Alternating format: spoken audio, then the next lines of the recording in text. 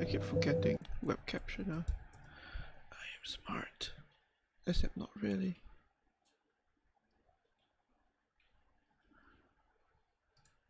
Alright, just sign in.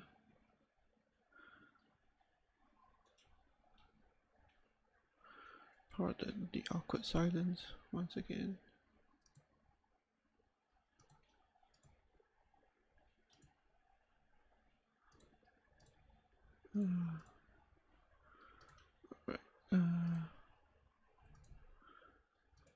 Broadcasting.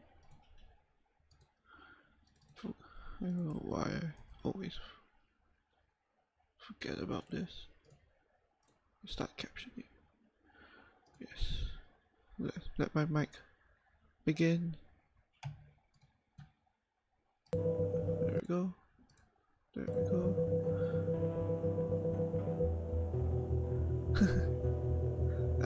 I would say wait a couple of years for it. Captain Romeo. Alright, now everything's set up. Alright, so hi guys, Tasso here, and today we're on the final part of Primordia. So we actually finished the game last time, yesterday, but you know, we're here for the full 100% run. So we're just going to do a speed run of this game here. So if you actually want to see the proper playthrough and stuff, so just feel free to look at the previous videos on the playlist. And I also want to say that this is going to be my last stream on the weekdays, because work has called again, work happened again, and I'm gonna shift back. I'm gonna shift back to shift back to a full day work week now, because for the last 2 months I actually only had to work half the week, but now it's back to the full week. So that ends my forays into weekday streams. So moving on, I'll be back to only weekends, Saturday or Sunday, sometimes Saturday and Sunday depending on what happens. So yeah, that's just more or less like my little heads up. I'll update my channel banner thing sometime later today, because I was having problems with it. But yeah, so anyway, I got the guide up, I got the game up, I'm ready, so let's start.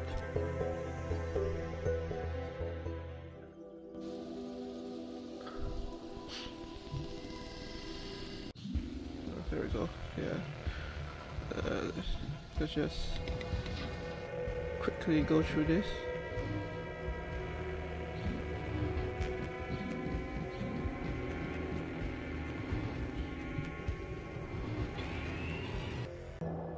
There we go. You know, boss, if you're ever wondering, I must have dropped. Assad, its memory got wiped. Easy enough to have the good old junk pile's coordinates back in, though. Alright. Is that a... No? I need to recall what to do. Alright, conduit. It's a segment of...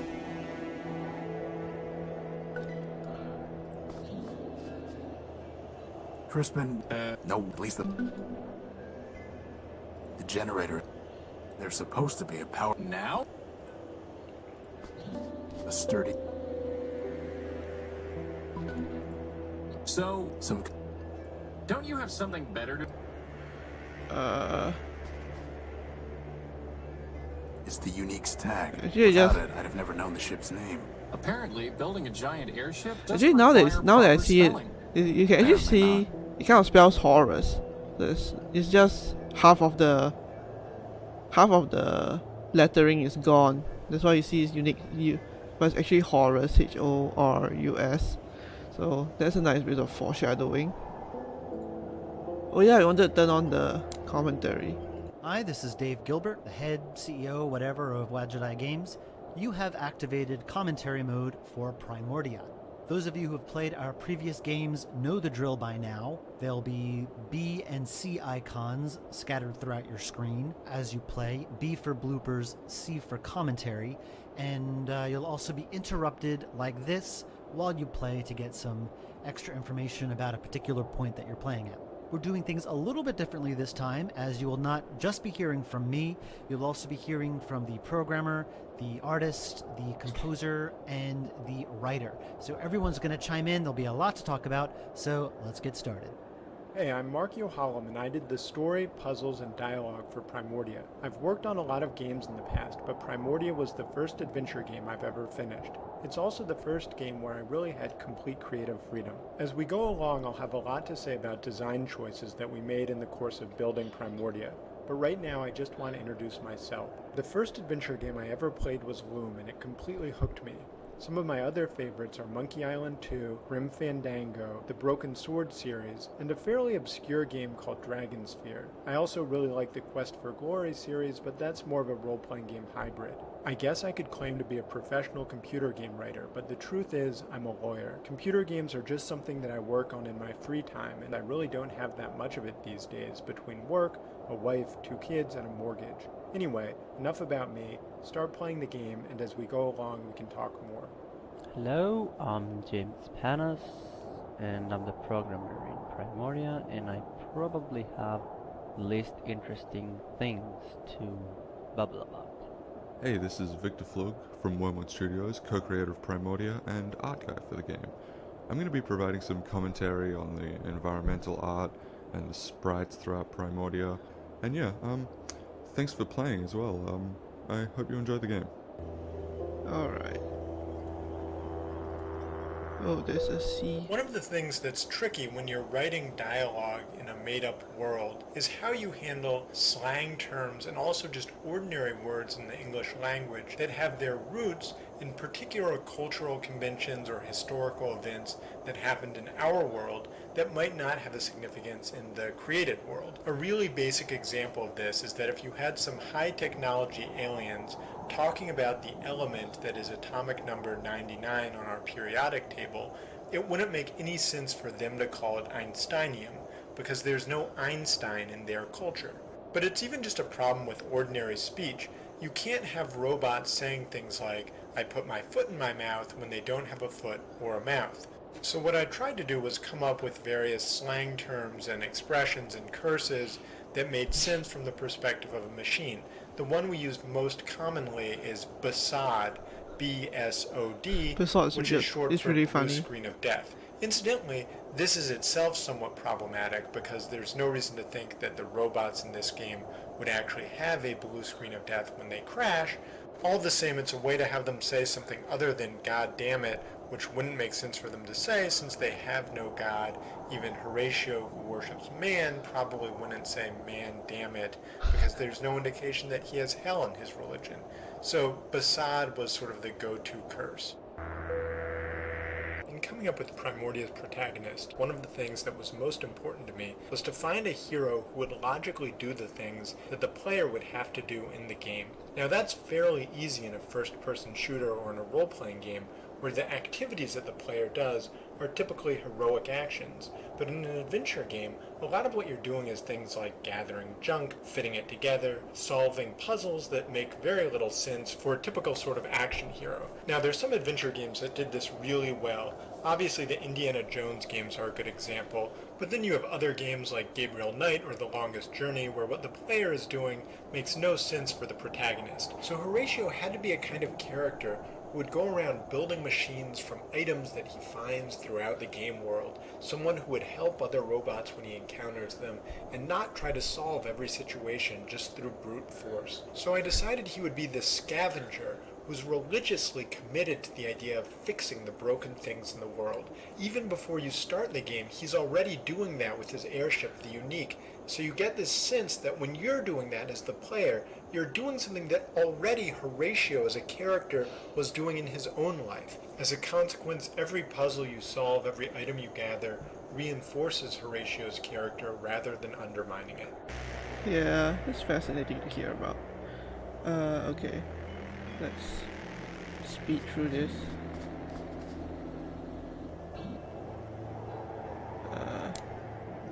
Could you grab that lamp? Sure.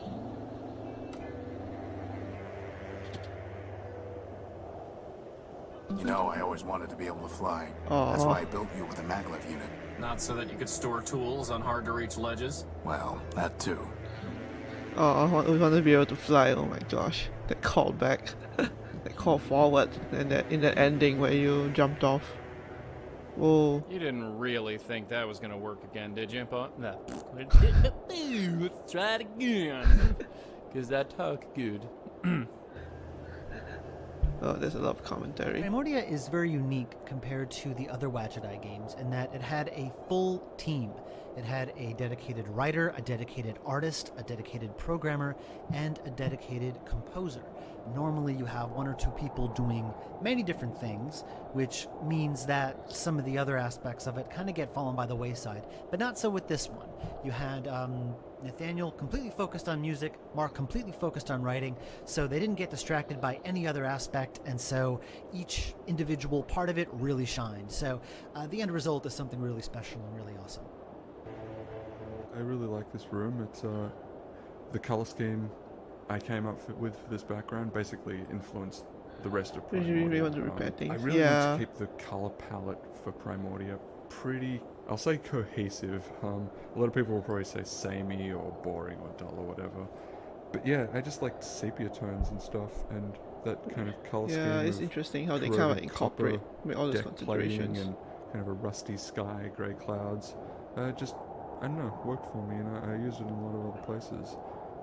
As you journey through the game, the color palette shifts quite a lot depending on the mood and where you're at and stuff, but it kind of sticks to this same thing. I kind of think of Primordia as a painting. I know that sounds weird, but in some ways I just think of all the art for Primordia as being one work of art, and I don't like it to change all that much in tone, really. I just wanted the whole thing to feel cohesive, and I like backgrounds that look like this, and I wanted basically the whole game to be filled with backgrounds that I liked looking at and stuff, so that's how that came about.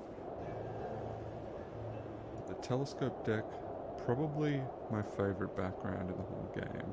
It's the first one I ever designed for Primordia when I was doing pre-production sketches and getting thumbnails done for some of the places I wanted to show in the dunes and stuff. My first piece of art for Primordia was just a map of the unique leading up to Metropol, basically, and I had a few landmarks in there. I think Goliath's head was in there. That was just an idea I came up with while sketching this map thing. I'm like, oh, I'll do a buried robot and put a head in there. And I think Mark kind of worked from that and created basically the whole Goliath area, which is has some of my favorite backgrounds in the game. So that was really a good way to go. I think I mentioned this elsewhere in the commentary, but originally Goliath's head was the first background I painted up for Primordia, but it didn't look so great, and Mark wanted a different kind of style for it. And that's how we got the current design there, which I really like. It turned out way better than the first one I had, so that was a definite win there. But yeah, telescope deck. I really like this room. It's the color scheme I came up with for this background basically influenced the rest of Primordia. I really want to keep the color palette for Primordia pretty, like, I'll say cohesive. A lot of people will probably say samey or boring or dull or whatever. Yeah, he mentioned that part. One case of executive meddling, and I'm sure I'm going to be talking about more of them, was that I asked them to cut down this introductory scene. It used to be a lot longer. Horatio and Crispin talked about humanism, they talked about Metropol, they talked about the world and themselves, and I asked if that could be cut down. Because you'll learn all about that stuff anyway, very shortly, in a much more efficient way. And there's no reason to overload the player with all that information right away. I think the goal of introductory dialogue is to give you just enough information to tell you who you are, where you are, and what you're doing, and leave the rest up to the player. You want to make this world inviting enough to explore, and this world is beautiful enough that you'll want to do that. Alright, let's...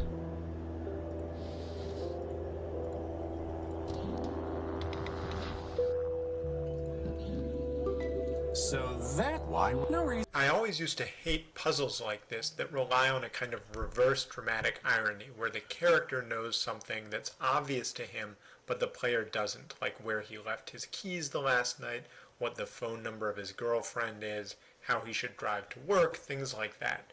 But here there actually is a reason for doing it, and maybe there is in other games too, which is to remind the player that he and the character are actually not the same person. Now, to some degree, you want the player to be immersed in the role, but when you have a character like Horatio, who has this backstory that turns out to be quite important, that the player doesn't know anything about, having a puzzle like this lets him know that there is a kind of unreliable narrator here. In other words, you can't trust that Horatio has told you everything that you have to know. That's interesting. It couldn't hurt to bring we are man's miracle, Crispin. There's just the commentary here. Nope. Okay. The controls for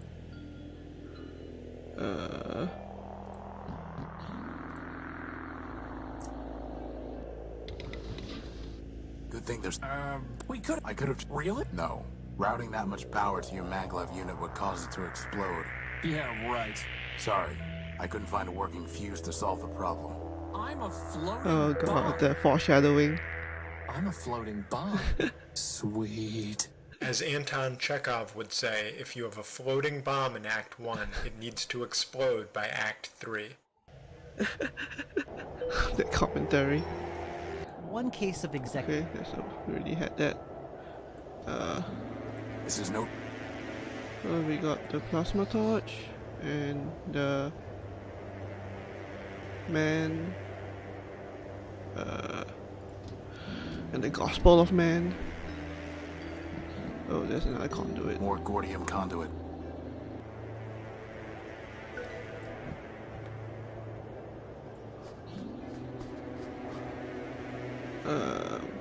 Map. One thing I really hate in adventure games, and particularly in some modern adventure games like Dreamfall and Siberia, is when they make you backtrack, usually with very slow walking animation, clearly for no good reason other than to just extend the playing time of the game. So you have to walk to point A to get the item that you have to bring back to point B to get the item that you have to bring back to the person at point A to unlock the door at point B. That structure is commonly used in Dreamfall, and it drove me crazy. One of the ways that we wanted to avoid that here was just not requiring a lot of unnecessary backtracking. But the other thing that we wanted to do is put in a fast travel system so that players could just quickly get from location to location and not get bogged down in slow walking animations. That's actually really good though. Oh god, there's so many. 3 segments of Gordium conduit. 4 segments of Gordium conduit. I feel like the Count. 4 segments. 5 segments. The bloopers are fun. Originally, the entrance to the subway for the journey to Metropol was going to be through the train door here. For various reasons, we cut that. Mostly because of the way I designed the subway areas themselves. It kind of made the positioning of everything really complicated, and I sent out diagrams of how it would work to everyone, and no one could make sense of them because they were scribbled messes, and yeah, we just ended up making the dome area the entrance to the subway, which ended up being one of the screens I liked a bit more. I like the kind of blowing wind atmosphere. Not use right click yet. Okay, very useful. Examining almost everything in the game can be right click. Sometimes when you click on the hotspot, the zoom in view will appear. Here, to left and click. And view inventory from the toolbar. Okay, I don't know why you're suddenly telling me this. Is that really the You know, boss, Boss, just think of all... One of endless junk. It's just Oh yeah, I needed the thingy first. better just to...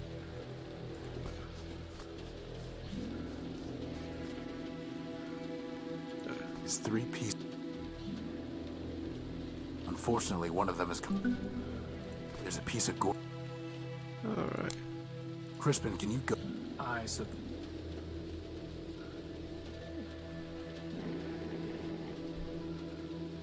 That would have been a...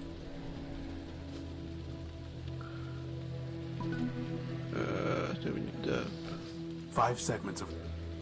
flash. Time for a little... Wow, that was easy. And then plus extra torch on the lockbox. Let's see if this works.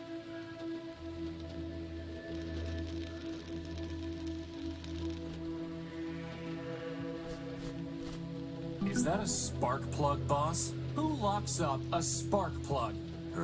Actually, I think that box was some kind of machine. You killed it! Recycled.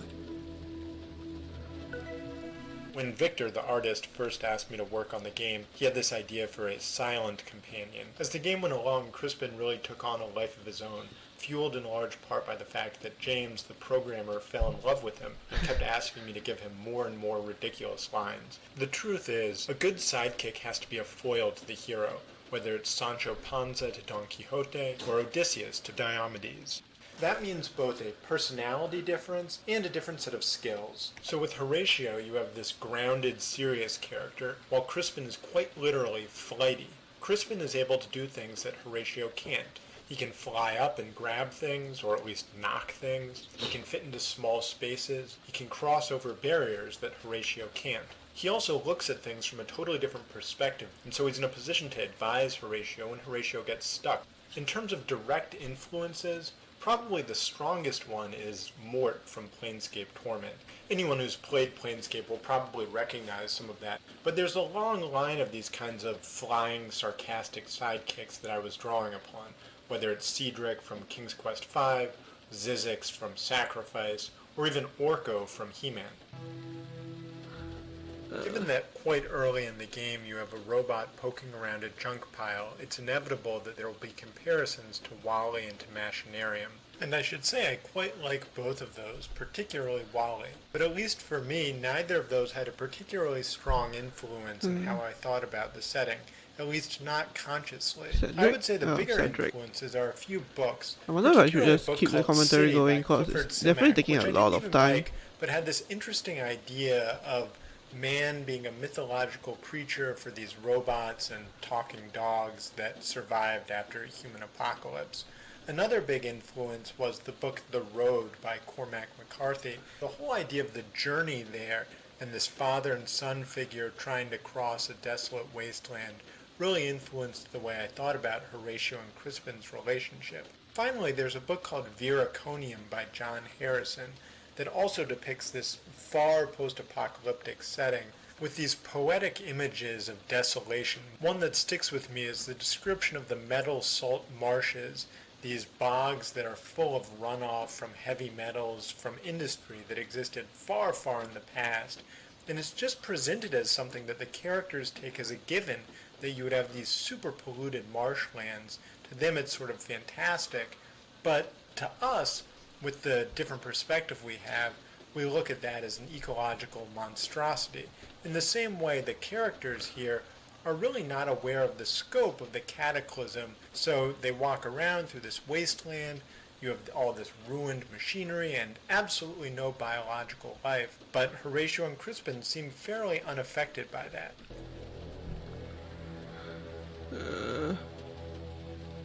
I like this room. It has one of the few lines of dialogue in the game that I wrote and then slipped in there. If you click on the kind of boxy robotic looking thing in the foreground, and Horatio said, it looks like a P1, or is it a P2? That's actually one of the prototypes of the Honda robot. There's a ton of kind of real world robotics I threw in there just as a kind of nod to these robots I'd always thought were really cool, and just kind of wanted to include them in Primordia. That's interesting. It's just endless. Looks like an old P2. Or is it a P3? Originally, the game didn't have ambient sound effects, just music that kind of tried to convey that ambience within the music. Thankfully, Wadjet Eye brought me in early enough in the project that we did get beta testers' feedback through the website, and we got to hear that some of them really wanted to hear like kind of more regular wind sounds in the game and more ambiences, and so I ended up doing ambiences for every background in the game, and I think it's a lot better for it. So I'm really glad the beta testers paid attention to sound. Oh, that's cool. I mentioned before how we had some remote actors originally cast as Crispin and Horatio, and there was a guy named Chris True, who's this comedian, lives out in the Southwest, I think, who was originally cast for Crispin. And when I originally said to him I kind of wanted to go with the local actor, he said he was going to be in New York for about a week and change, and we could do some recording then. And I figured, hey, that would be great. He could come here, he can come in, get maybe 3 sessions in, we'd get most of it, and then he can do the rest remotely, because by then we would have had a chance to get into the character a bit. Unfortunately, when he got here, he ended up being kind of sick, and he wasn't able to come in. I felt really bad about it. And it turned out he was on tour with his comedy troupe and wasn't able to get home and record for like another month or 2. And it was really one of those awkward, horrible business decisions that you just have to make sometimes. And I told him that I'm sorry, I needed someone who could come in right away and do it. A month or 2 just wasn't short enough, because I was hoping to have most of it done by then. And so I had a bunch of auditions, and Abe was the runaway favorite. And originally I didn't want to cast him, because he already does the floating sidekick thing in Blackwell. But he was just so naturally funny and awesome that we just couldn't choose anybody else. So, and I think you'll all agree, Abe just did a marvelous job as Crispin. The rain is probably the trickiest and favorite part that I coded in Primordia. Basically, there's an animation running over the top, and there are all kinds of particles around them. We used to have it around the game, but that proved to be a problem because of the frame drop, so we kinda stuck with it for the intro and the junk pile. Junk pile being the better place, since you can see the particles near the train slowly falling, and you can see particles of rain. I didn't know it was actually a blowing particle different effect. I surfaces. thought it was actually animation or something. That's interesting. Goliath's head that Mark made me change from my original design, and ended up being a lot better than what I came up with. So I've got him to thank for a lot of the good visuals in Primordia, especially when I started to run out of ideas, and he'd come in and yeah, we'd work together to create something that looked good. Alright, we actually went through all the commentary, so that's cool. I think we got everything we needed. So, conduit and the spark plug. Just a run of the...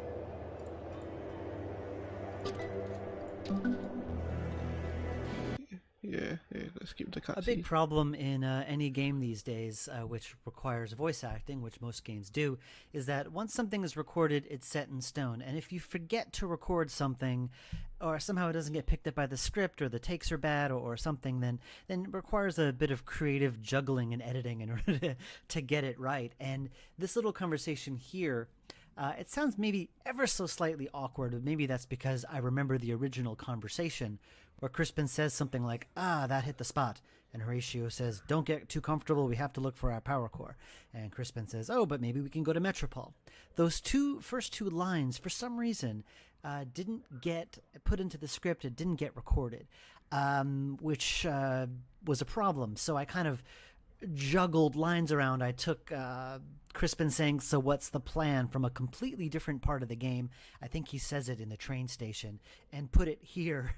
And I think I merged 2 lines together to make Horatio say we have to find our power core. Audio splicing. Just to make that conversation make sense. So pulling back the curtain a little bit to show you how I have to cover up my own mistakes. When Vic initially set up the UI for the game, there was this countdown timer right on the toolbar. The idea was that Horatio's power charge would be running down over the course of the whole game. Eventually he would run out of power and just shut down. On a conceptual level, I love timers in games. I thought it was a great idea in Fallout, how you had a certain number of days to get the water chip. It lends an air of realism to the game and makes it feel like the world is alive. But the problem in an adventure game is twofold. First, when you have a system of fast travel like we have, there's a real question of how the time should actually be counted. Should an hour pass when you fast travel from one location to another? Because if that's the way we set it up, what you end up doing is strongly discouraging the player from going back from location to location, and they wind up doing things like save scumming or not exploring and feeling constrained. But if you just end up measuring the playing time and treating fast travel as not taking any time, then you've lost that whole point of realism that you were trying to Recording a have at video. the outset. The other problem is Yeah, you that can try it timers when you create have the Walking time. Dead situations. Either you have to give the player so much time that there's no chance of him ever running out of it, in which case you've actually destroyed the narrative urgency that you were trying to enhance by adding the timer in the first place, which is really the case in Fallout or Magic Candle. Or you run the risk that if the player plays too slowly and the timer starts to matter, that the player can actually still be allowed to play the game but not have enough time to complete it. All that will do is frustrate the player when he has to try to dig up a saved game where he still has enough time, and he ends up sort of metagaming, in other words, not playing it through as if he were Horatio, but playing it through as if he's a player trying to avoid this mechanic he doesn't like. Finally, then you have to add in all sorts of other mechanisms, like ways for the characters to get recharged as you go through it, and all of those wound up seeming like they would just be a lot of trouble to code and probably not that much fun. So the end result is no timer. Even though Horatio says they're running out of time, the player can dilly-dally as much as he wants. This is the second time we're hearing Horatio's theme song. The first time was on top of the telescope. It also plays later in the game when you find Horace's memory log, as well as in the end music by Kim Bookbinder. The only other real reoccurring theme in the game is Metromind's theme, which plays when she or Scraper is around. In most cases, these versions are really different though. Logan Cunningham, who plays Horatio, needs no introduction, especially if you're familiar with indie games and a game called Bastion, which won 1,000 awards and is really well known for the narration. A character named Rux does So the this narration, game, and that this was game is narrated after by Bastion. Logan Cunningham. And that game basically is known for his voice. And I was introduced to Logan through Sarah Almale, who plays Clarity. For our previous game, Resonance, I needed a guy who could do that kind of low, gruff voice and who could sound natural at the same time. And she recommended Logan. She said, would you be interested in working with him? And of course, knowing his work on Bastion, I'd leapt at the chance. And he was so great to work with on Resonance that I knew that he was the guy to play Horatio. And I brought him in, I think, 2 or 3 times, getting different auditions each time, and sending it to the Primordia team and saying, I am going to bring this guy in as often as it takes for me to convince you that this is the guy. And it didn't take that many times, but they liked him, and so he ended up being cast in the part, and I thought he was wonderful. Thought it was necessary for a adventure game? Yeah, I don't think so either. When we released Gemini Rue in early 2012, it was such a success and did so well that I thought it would be a good idea to try publishing other games, Gemini Rue being a game that we had just published, we didn't write ourselves. So I looked around for other games that showed a lot of promise, but where the developers might not have had the experience or the time or the motivation to get it finished and get it out. And we found 3. We found Icebox's Denu Guys, we found Vince 12's Resonance, and Wormwood's Primordia. And that's how we got involved with them. And what really attracted me to this game was the art style. It is just one of the most uniquely visual games on our roster. I like to say that its art style is different because it actually has one. The art in this game tells half of the story. The old gritty mechanical structures and devices, the complete blasted wasteland, it tells half the story, and it creates most of the atmosphere and feeling you get when playing the game, and that's what really attracted me to this in the first place. Yeah, that makes sense. Like, I guess it really depends on like how you want the game to be structured and stuff, right?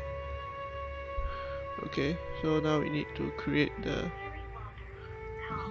Join us in Metropol, city of glass and light. I mentioned earlier how I recasted some remote actors with local ones.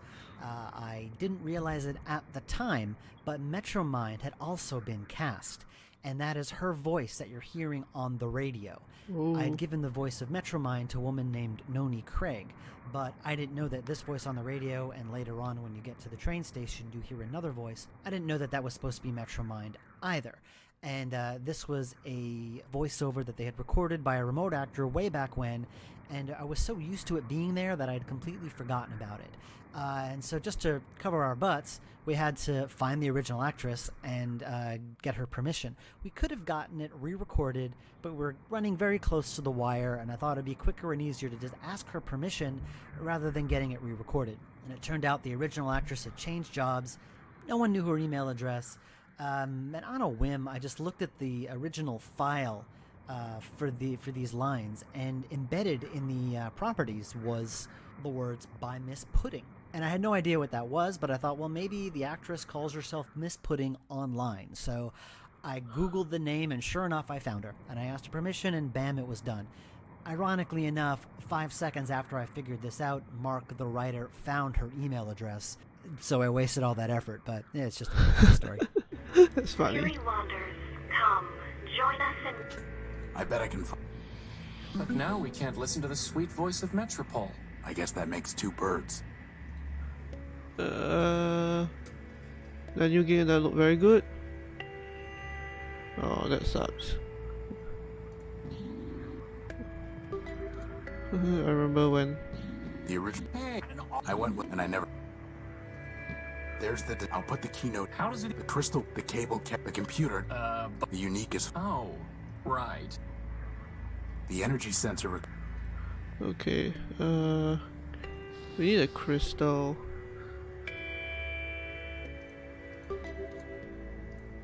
The monitor is designed to socket directly into a CPU. Feudal. The monitor is a Quentin Questron LCD monitor. Right, so what do we need again? Vic and I both have a thing for old school games, and one of the things that old school games required the player to do was keep careful notes of the things he learned as he went along. You would then need to use those notes to solve puzzles down the line. The problem with that approach is that it can create a Walking Dead situation, where even though the player as a character learned something earlier in the game, the player as a player didn't write it down, and so he can't advance. And then even though the player is technically still alive, he has to reload some older game in order to learn the information, and then he can go back to his later saved game. We didn't want to have that kind of arrangement here. We wanted to use a more LucasArts approach where you never have a Walking Dead situation, but we still wanted to capture some of the feel of the note-taking. Initially, Vic actually coded a system where you could type notes into an electronic notepad, basically. But that wasn't particularly effective because the times when you got the information was in a dialogue sequence, and the notepad couldn't really be used in a dialogue sequence because it overwrote the screen. So we ended up using the automatic note-taking function, but we really didn't want to turn into something like a quest log in modern role-playing games that basically just acts as a walkthrough.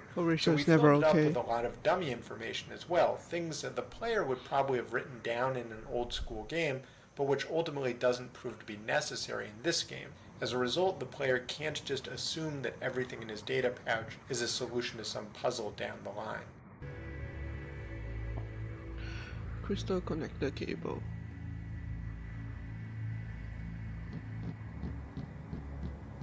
I don't think that would be wise. I don't think that...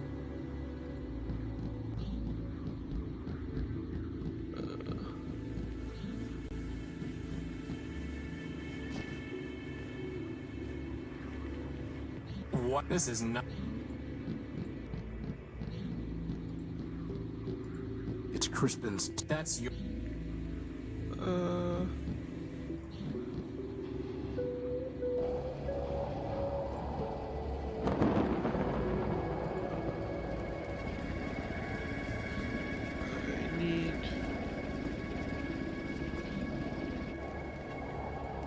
Maybe I'm just a sucker for flashing, but then my mouth is crazy. Okay. Was it not? Was it not perfect? In fact, fuck it. You don't even need to record anything else, because I've now given you everything you could ever need. Cancel the rest of the Blackwell series. My work today will never be surpassed. All right. Hopefully, finding the power core will be just as easy. I doubt it.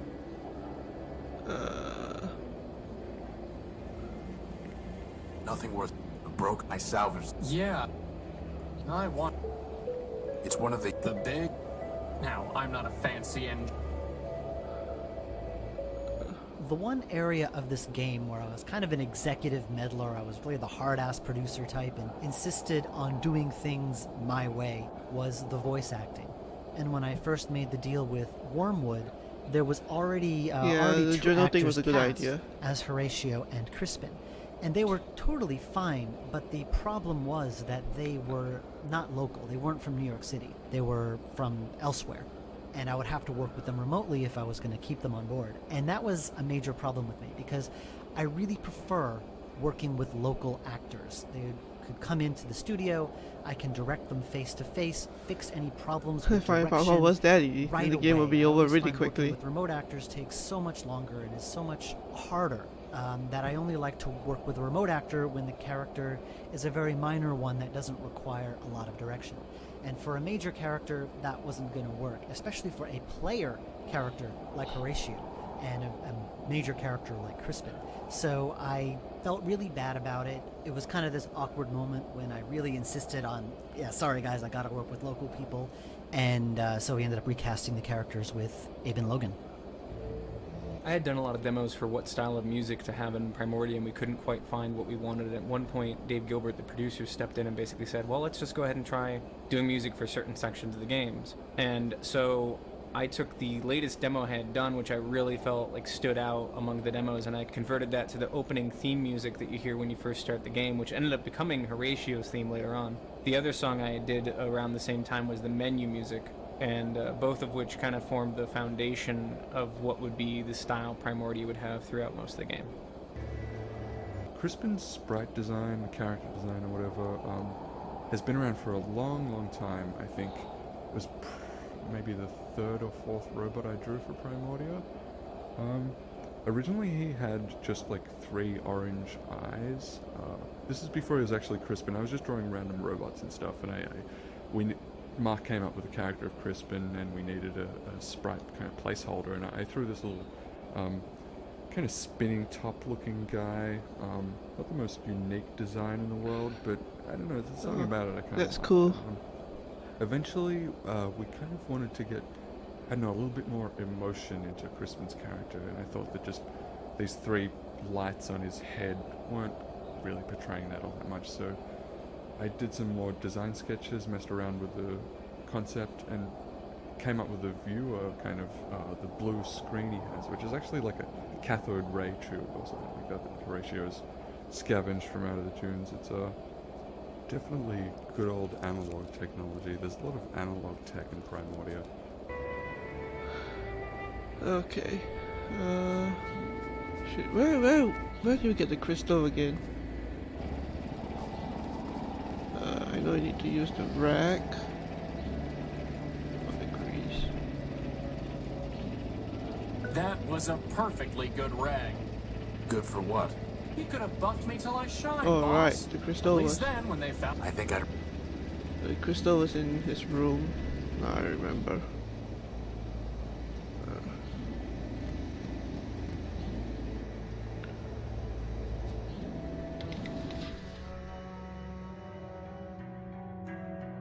I can't. That piece of shit... Aha! Right under... That is it. Alright. I need something to hold it in place to carry. Are you really trying to build us an energy sensor from a bunch of garbage? Crispin, I built you. From spare... The cable's far too long. Alright. The sodium iodide crystal is... You Let's cut it. Well, it just goes to show. Garbage in, greatness out. James, Vic, and I are all really tinkerers at heart, so puzzles like this aren't so far afield from what we do in our ordinary lives. Vic is always building electronic devices, and I'm frequently combining really ridiculous things to try to solve problems. For example, one of the summers that we were working on Primordia, there were some wasps building a nest outside my window, So I put together some PVC piping, took ammonia-soaked rags and stuffed it into the sides of it, put some socks on my hands to protect them from the chemicals and the wasps, and used it to knock down the nest and then cover up the pheromones that were leading the wasps to keep coming back to that spot. And the reaction I had after I did that was that the kind of puzzle design that gets lampooned so much in, for example, Jane Jensen's games, really would be kind of a fun world to live in, where you have to combine things in absurd ways to solve obstacles that really aren't even obstacles except in your own neurotic brain. Yeah, it's really cool to hear like the behind the scenes of making games. It's definitely inspires. How would that even work? How do you want me? I need to plug them in. Plug them into a computer?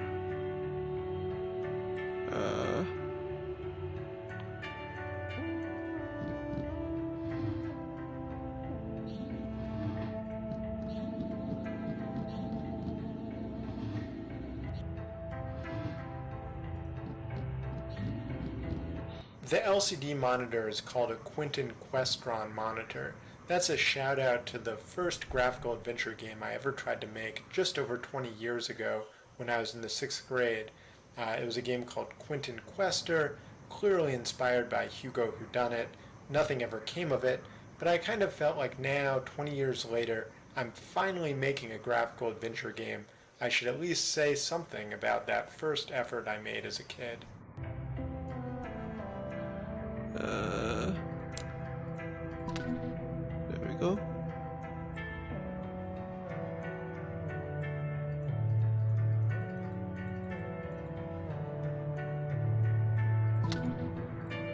Now we just need to... But didn't you just tell me we don't have enough power to... No, I said we couldn't anyway. But what if it's a radio... A what? Or a giant cannibal... There's no... Or an unexploded... Or a giant lightning storm... Okay, you're right. We need to know. It's just a... Why? I can think of... Throughout the game, there are these moments where Crispin has this kind of ridiculous prophetic ability to anticipate what's going to end up happening. So he talks about being eaten by a giant robot, which seems completely absurd at the time, but later you end up having to go into Goliath's mouth and even ultimately into Goliath's stomach. In some ways, that has the benefit of emphasizing just how wrong Crispin is about Metropol. It's also a kind of gentle breaking of the fourth wall, maybe akin to peeking through the window in the fourth wall.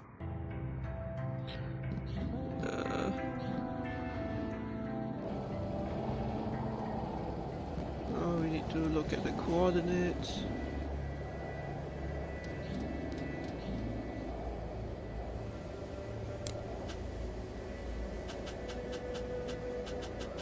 Uh, 652.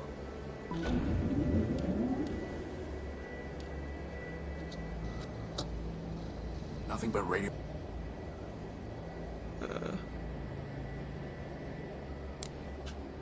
817.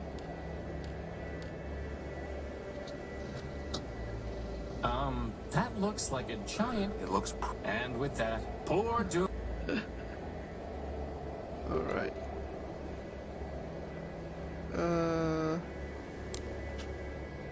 608.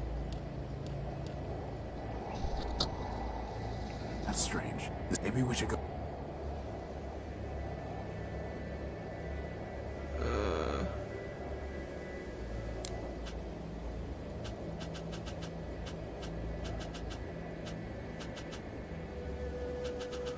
671.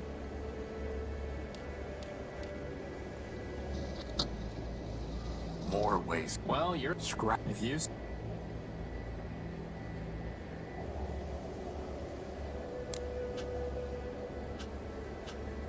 212.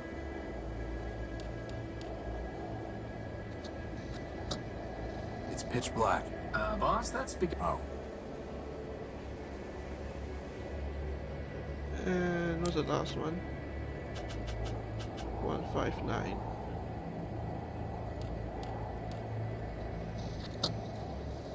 Strange. There's some kind of odd device. Whatever that... Why do I...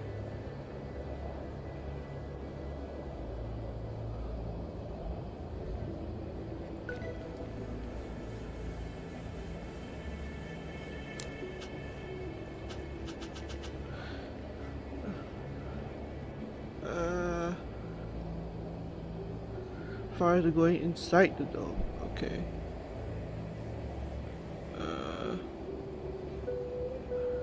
The logic. Where is...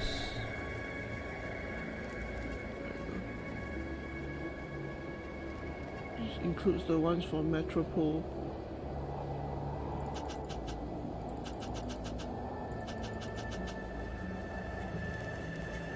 I mean, the ones for Metropol. Okay.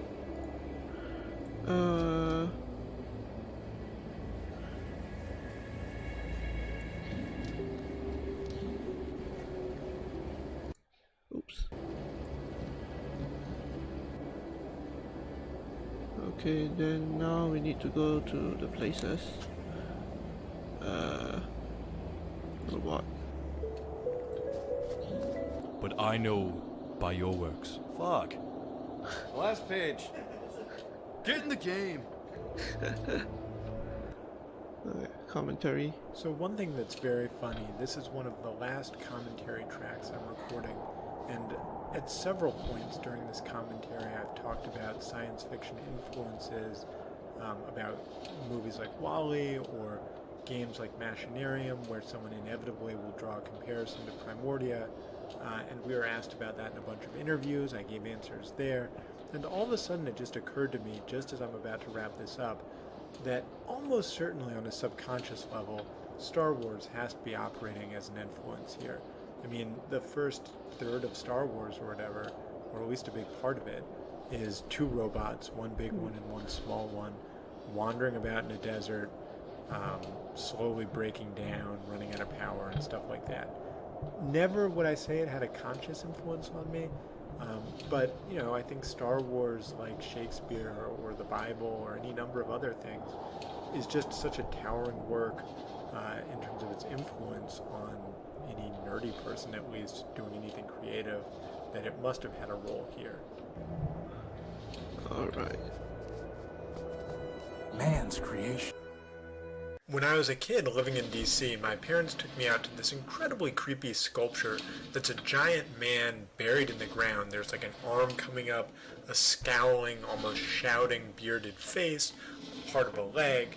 Anyway, it's called The Awakening, and for years it gave me nightmares. Even though I realized that it wasn't actually a giant waking up, I still had these ideas like maybe it was an actually buried statue rather than just the parts of it having been built above ground, and it just generally troubled me. So when Vic's original vision statement called for a giant buried robot, immediately I thought back to The Awakening and had this idea that we would do something similar with a robot, only he would still be alive and capable of waking up like the giant that used to give me nightmares as a kid.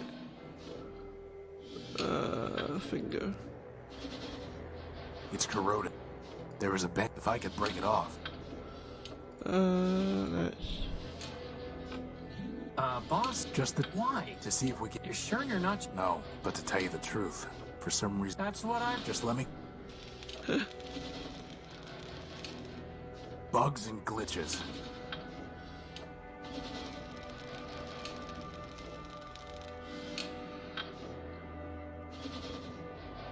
All that for... Get a general... No. Just check. Should I turn off the commentary here? Because it's been taking up a lot of time. And I really want to like speed through the rest of the game. Let me know what you think. There's no way I...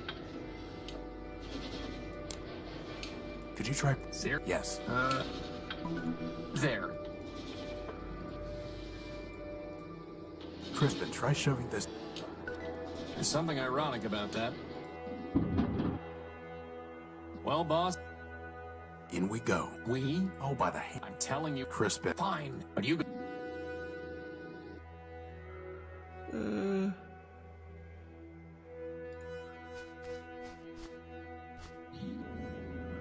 Hello, unidentified robot. We were to parts of the grid.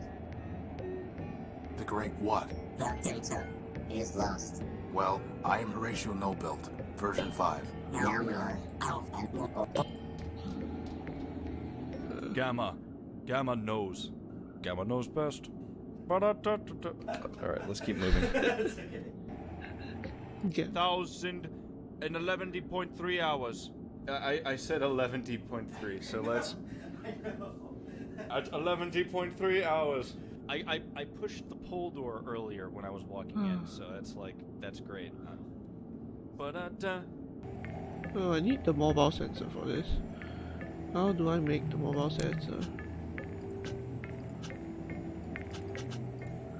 Crystal connector cable. CPU monitor.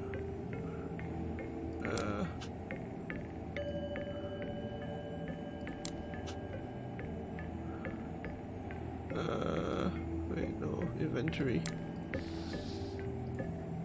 I need to plug them into a computer. How would that... My brain has farted. Wait, let me go see if I have a walkthrough.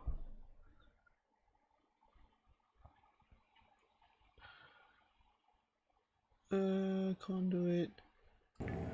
Emergency generator. Junk.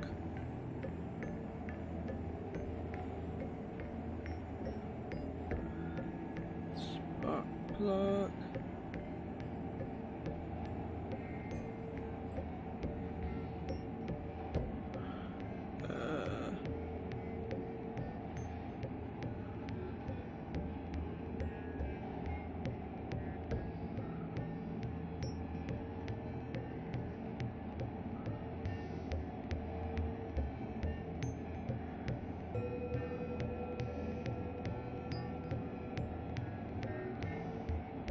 Cable, panel, processing unit.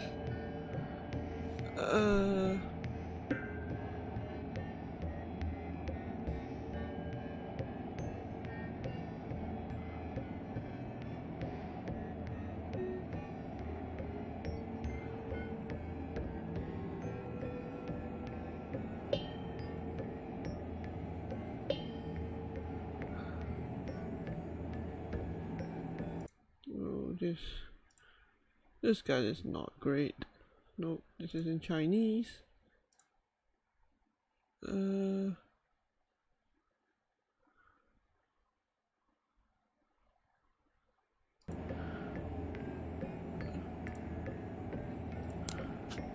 Let's go to the device first.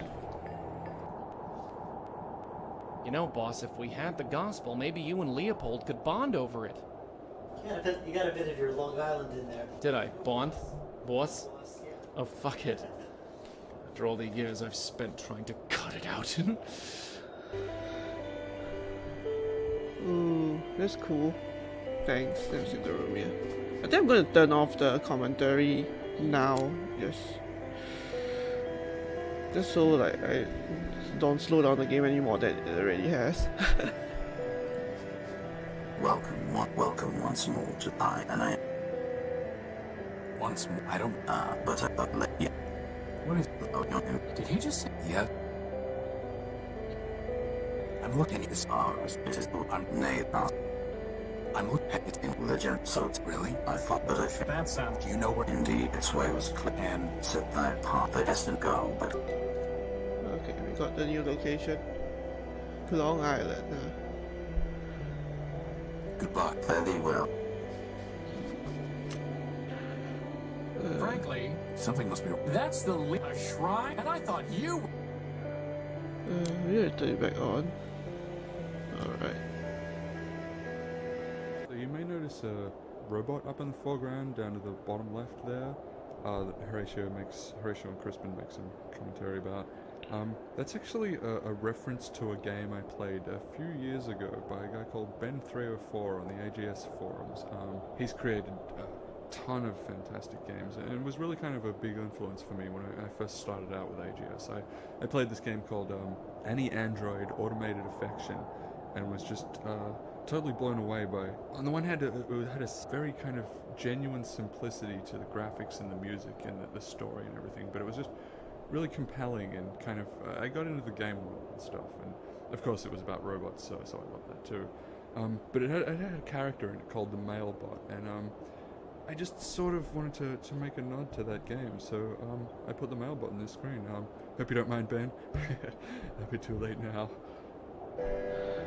My great-aunt Virginia Hardman was a poet of some success, and she wrote a poem called The Inheritors that ever since I was a kid I've always loved. Far and away the best part of the poem is the opening stanza, and that stanza I think actually influenced the way that I thought of the setting and the themes for Primordia. It's especially relevant to this scene here, so the poem goes, "I sing of the race that came to be after man's brief tyranny over all beasts ceased, and we became a theory in another species' prehistory, endowed as theories often are, with false glories and iniquities. The truth is, we lost our vision. In the man-pit of night we fought for light, and with faith and fission lit one blaze too bright. The world will never see such flames again, nor know the dream and worth that was in men." Some of the ideas in that stanza aren't particularly unique, although I think they're quite beautifully put, and maybe they were more unique in the 1960s when the poem was written, but there is one idea in there that really I think is unique, or at least I hadn't heard very often before, which is this idea of the false glories and iniquities, that human beings would be judged both better and worse than they were. In this case, in Primordia, the real mistake that Horatio and the other humanists make is that they believe that human beings were a perfect machine. If you believe human beings are a perfect machine, then the accomplishments of human beings are actually pretty insignificant. But if you think, and if you know, that human beings are flawed, physically weak, vulnerable in all sorts of ways, yet nevertheless built all these things that the humanists can only ascribe to a god, well, that is an impressive achievement. That's interesting. I don't listen to all the commentary, but it's like taking up so much time. In Latin, Primordia means beginnings or origins. Now I know the title of the game actually had a particular significance for Victor, who came up with it, but when he gave me that title for the game, which was really early on, before we even had a story, he had a title in mind, it colored the way I looked at the game and developed its plot and setting and all of that. I wanted this theme of beginnings and origins to matter. So you have the robots tracing their own genealogies through fabronymics, and individually having these different versions, with Horatio not sure where his own versions have been before him. You have the question about humanity, and whether they were the ones who created the machines or the machines created themselves. And throughout it all, there's this idea of creations, beginnings, a new beginning, and of course the mirror image of a beginning, which is the ending. In a post-apocalyptic setting, the ending and the beginning are conjoined. It's no coincidence, I think, that in the book of Revelation, God describes himself as Alpha and Omega, the beginning and the end. As you'll see as you play through the course of the game, the ending of the game is, of course, when Horatio finds out how it all started, who he is, what happened to the humans, how Metromine started, and all of that. Originally, the bomb shrine I had drawn up as a tiny little crate of explosives, just like an ammo case, with a couple of bombs in there, and it looked kind of dumb. And of course, Mark called me out and then said, "No, we need a big shrine of cluster bombs or something." So, yeah, that's how the cluster bomb there came about. I think my picture reference was an actual cluster bomb from World War II or something, but we needed glowing uranium tips for several reasons. I can't remember them right now, but yeah. First version was a tiny ammo crate. Interesting facts of Primordia. Alright, so we got the new place. Dome. So you want commentary? Whoa, look at all this wreck. No. Earlier I talked about how the game uses reverse dramatic irony, where Horatio knows things that the player doesn't. We also use traditional dramatic irony, where the player knows things that Horatio doesn't. Now, I don't like dramatic irony where it's basically like the character is failing to see some obvious trap or double cross that's coming up. But here, it's more used to just reiterate how Horatio doesn't understand how the world really is. So he worships human beings, but then he actually comes across a corpse of a real human being. But he has no idea that what he's looking at is the same thing that he worships as a god. Oh yeah, there we He go. thinks it's just a rudimentary endoskeleton for an android. The use of dramatic irony here isn't a way of Look at all creating this. artificial No. tension. It's a way of demonstrating the shortcomings of Horatio's worldview. Oh, that one's really cool. It's some kind of... There's a rate... We might be able to... Like... Something must have... I wonder what... Oh boy. Completely broken down... Oh, are these... Not... Ah. Let's just hope there aren't any incoming... The CPU, okay. I think that's what I need. There we go. Well, boss, you did it again. There we go. One thing that I find very effective in an adventure game, or really any game, is when you have one item that you can use over and over again to solve puzzles, like the crowbar in Half-Life, the sword in Dragon Spear, that manhole cover bar thing that you get in Shadow of the Templars, or the spells in Loom and Kyrandia. We tried to do the same thing in Primordia, so you keep rebuilding and reusing the energy sensor. The plasma torch stays with you throughout the game, so does the lantern, and obviously so does Crispin. The hope is that by the end of the game, these inventory items are almost like characters in their own respect. Alright, then let's go back to the unique. I think there's like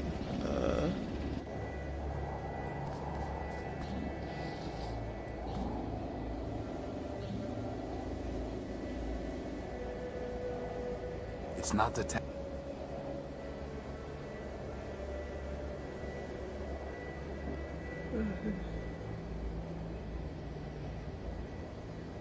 harder to go into the dome. Okay. So we got this. So now we can go to the Goliath. Robot. Correct. They're being robbed. Yeah, it's cool that you can rehear all these like old-fashioned, old-time games. Not really old-fashioned. Like older games, really like inspiring. Being the inspiration behind this. What happened?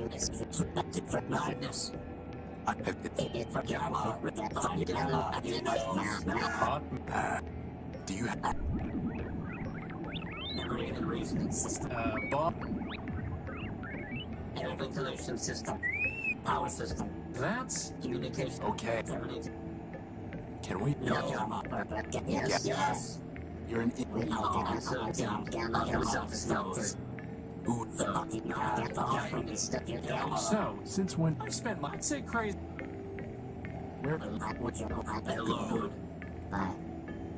The same actor played Goliath, Alpha, Beta, and Gamma. We figured since they were all kind of part of the same whole and they were all going to be processed a little differently anyway, why not get the same actor to play all four? And the guy we chose, his name is Michael Gambino. If you've played our other games, you would recognize him from the beginning of Blackwell Deception. He played Ryan, the ghost on the yacht, who shot Joey a couple of times. And he has this wonderful, deep, low voice. Very intimidating, very, very calculating. I always think of it as similar to Lex Luthor from the Superman animated series back in the 90s. And he was originally one of my early picks for Horatio. But in listening to the audition, everyone thought he was just a little too overdramatic and over the top to really be taken seriously as Horatio. But for Gamma, he was great. It's almost a shame. Sometimes I think it's a shame that the processing, the robotic processing, negated a bit of the acting. There was a lot of subtleties in some of the performances that were erased because of the processing, but the robotic processing, it just makes the characters in this game, especially the way Alpha and Beta here interact with each other. The way the processing it's just lovely. I just love the way these two just play off each other. It's just awesome. So early on in the Dunes, you meet these characters like Alpha, Beta, and Gamma down below, and ever-faithful Leo-built over by the shrine, and they're these very strange, frankly crazy robots they're fairly exaggerated in their personalities. And frankly, throughout the game, as you'll see, or maybe you've seen already, the characters really have these kind of larger-than-life, exaggerated personalities. That is completely deliberate. First of all, I just don't think that computer games are a particularly great medium for doing realistic character studies of ordinary people. I think, of course, any medium can be used for any purpose, but I think games tend to work better with stories that are a little bit pulpier, a little bit more exaggerated. But then from my own standpoint, from a storytelling standpoint, one of the things that I want to do is take characters and use them to embody ideas and ideals and to set up these conflicts between different viewpoints, different philosophical systems, and then also just to set up a range of personalities that's much broader than the range you encounter in ordinary life. That's part of the fantastical quality of Primordia. It's not populated by the sort of small range of variations of people that we meet in the real world. You're never going to meet anybody like any of these characters in your life. And something that we wanted to provide was just character after character who's visually striking with Vic's artwork. Each has a voice that's something that's really distinctive, and that's thanks to Dave's excellent work in casting them, and especially thanks to Nathaniel's excellent work in processing them. And then they'll have personalities that are also really out there, and belief systems that are really distinct person to person. With Alpha and Beta here, part of what I wanted to do was depict the fragmentation of multiple personalities out of a single personality, and to depict the slightly sinister quality that even a very cute, crazy robot could have.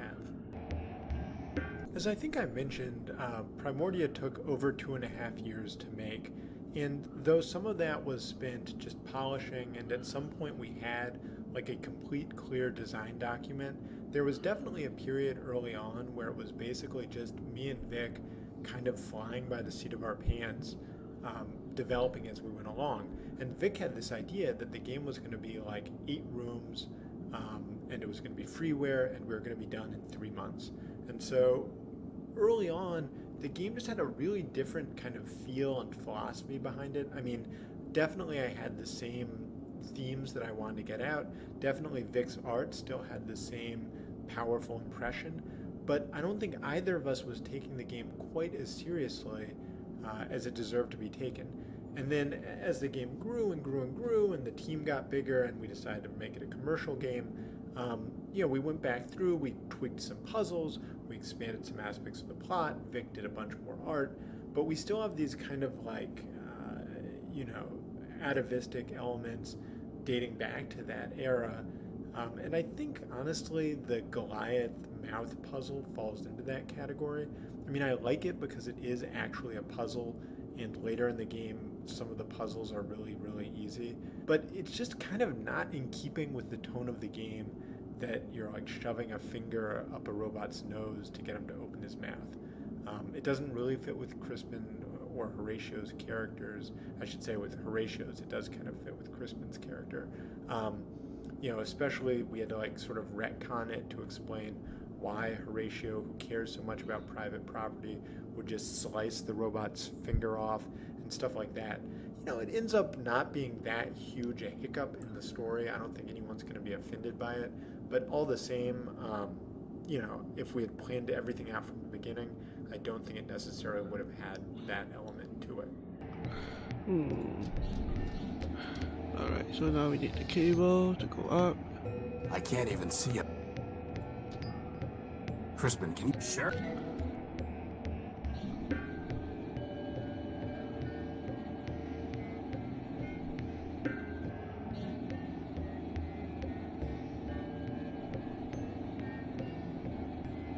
All set.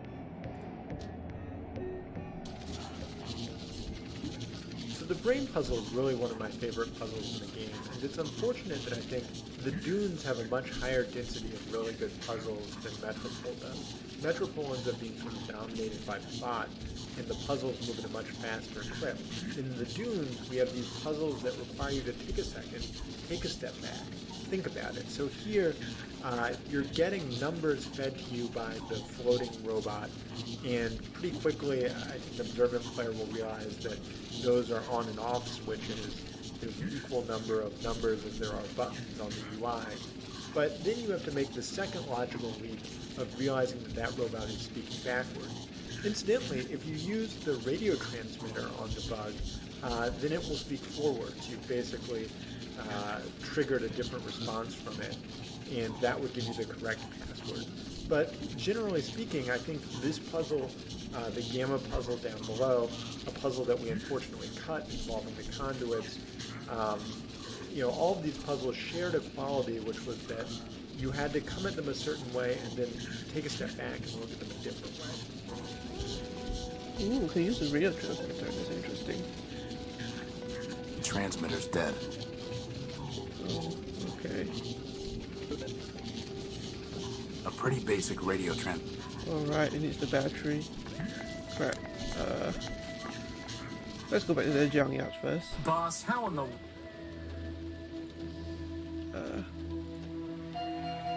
Hey, you found... There's no way. Crispin.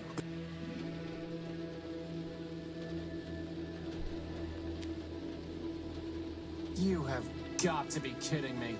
What is it? A battery. A besotting battery.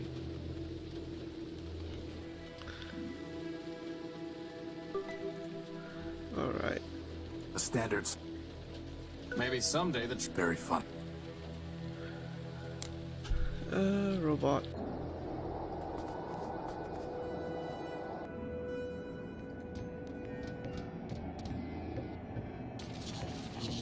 Let's try to use the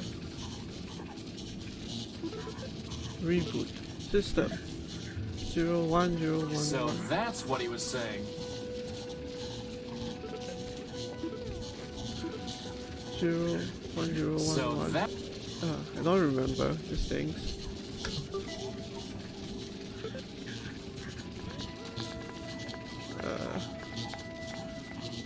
The data have it? Yeah, there we go. 010110.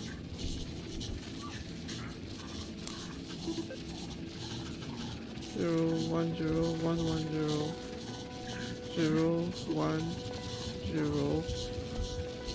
01011.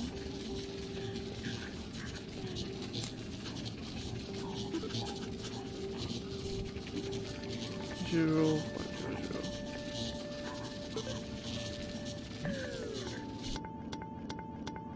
Hey, look, Bob. Yeah. Thank you. So that... Alright.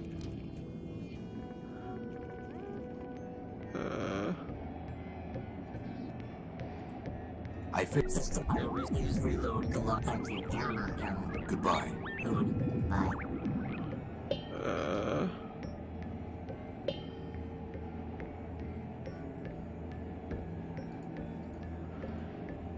What was the... I think they wrote the best.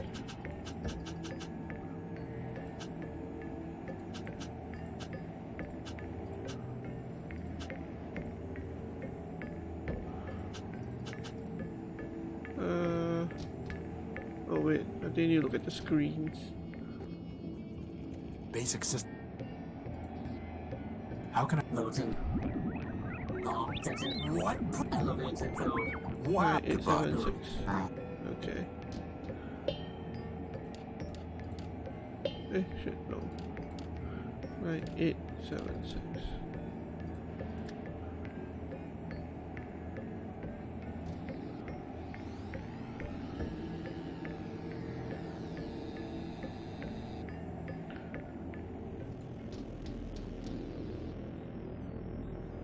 Look, boss, there's... Who is this slip? Gamma.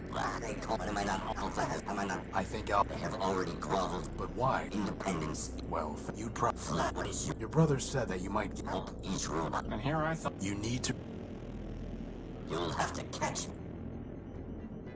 Alright, so...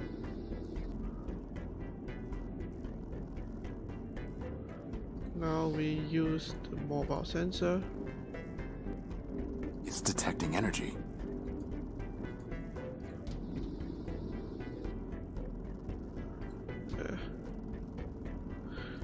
Nothing more to do with it. What? Impossible. Double or nothing. Alright, let's save here first.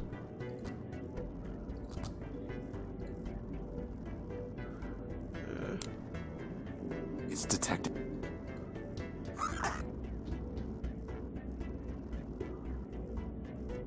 Yeah, I already saved. We're not through yet.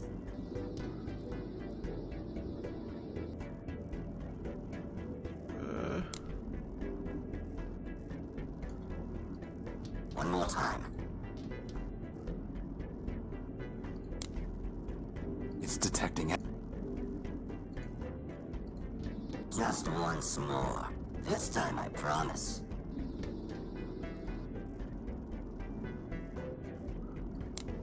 It's detect. Just this.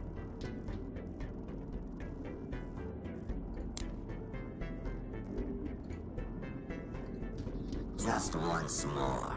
This time I promise.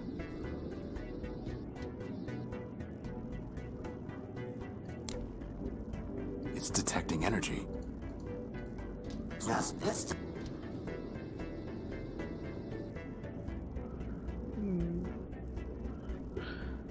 Let me save again. I think we need the plasma to really take out some of the is that 4, right? Okay. There's gotta be a better way to do this, boss. What are you doing, you fool? This is for your own good.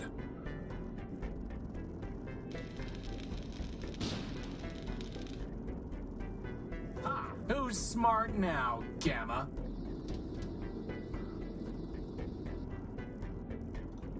So I guess we can trap him.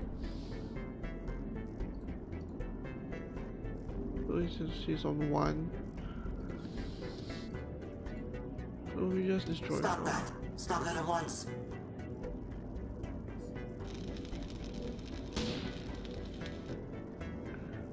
You must reunite with the others. You know that.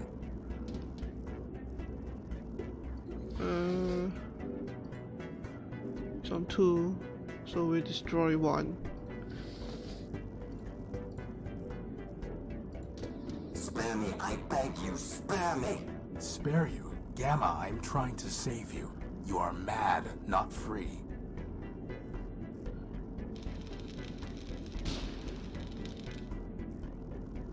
Just what do you intend to do now, slaver? I'm going to tell Alpha and Beta that you cannot hide anymore. No. Yes.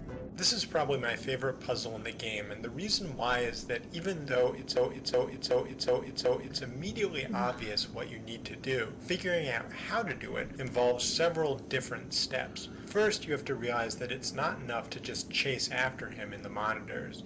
You have to find a way to corner him or trap him. You can then figure out that what you need to do is smash the monitors using the plasma torch. But once you figure out that that's how you're going to catch him, the puzzle actually flips. Before you're trying to figure out the monitor that he's in and click on that. Once you start smashing the monitors, though, you need to figure out which one he is in so that you can avoid smashing that one. You can solve it just by quickly following the monitors as they light up in a kind of 3-card Monty game, but the easiest, in some ways the appropriate way to solve it, is to use the energy sensor. For me, the gold standard in puzzle design is Monkey Island 2, and the puzzles I had in mind here are the ones like when you have to figure out how to respond to the hand signals at the door, or when you have to figure out how to win the spitting contest.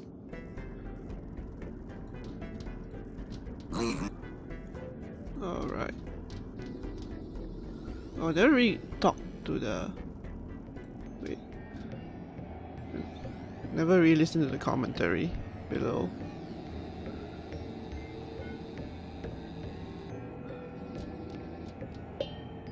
Throughout the game, you meet characters who are distorted reflections of one another, and especially distorted reflections of Horatio. For example, Gamma distorts and reflects Horatio's desire for independence and shows how it can become insanity to refuse to cooperate with other robots. While Horatio is shown as being noble in his independence, Gamma comes across not just as sort of a misanthropic, angry old man, but actually as an affirmative obstacle to the three partials reuniting into a single coherent whole. In that respect, he's meant to show that the same liberty and independence that seems so praiseworthy in Horatio can be an obstacle to a healthily functioning society.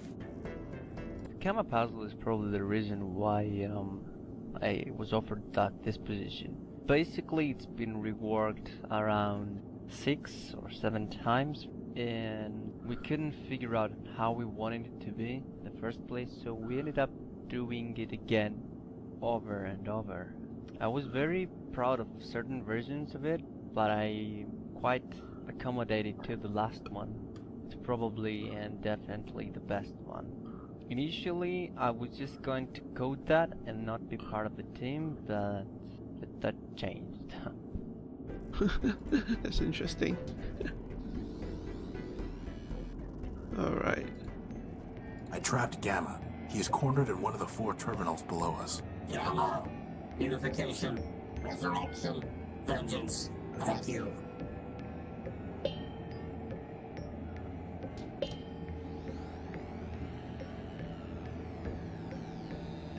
Did they just say vengeance? Boss? Yeah? I've got a feeling they're not coming back. So much for finding out about Big Ugly, or getting their power core. I don't think that would be wise. Basic system up. Alright. It's a deactivated keypad. Oh, they deactivated it? We're done here. I don't think that would be wise.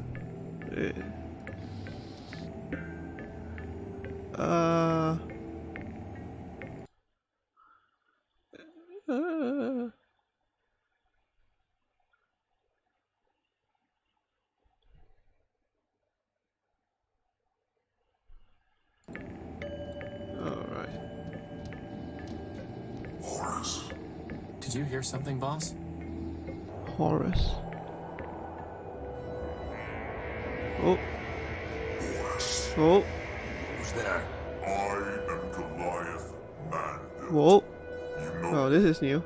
Horace. Alpha and Beta must have garbled my name when they merged Goliath. I am Horatio Nullbuilt, version 5. Call yourself what you will, Destroyer. But I know you by your works. Cutting me, breaking me, burning me. I thought you were deactivated, and I was trying to help. Apologizing, amusing, and yet you, of all robots, have restored me. For that, I give you this gift, Horatio.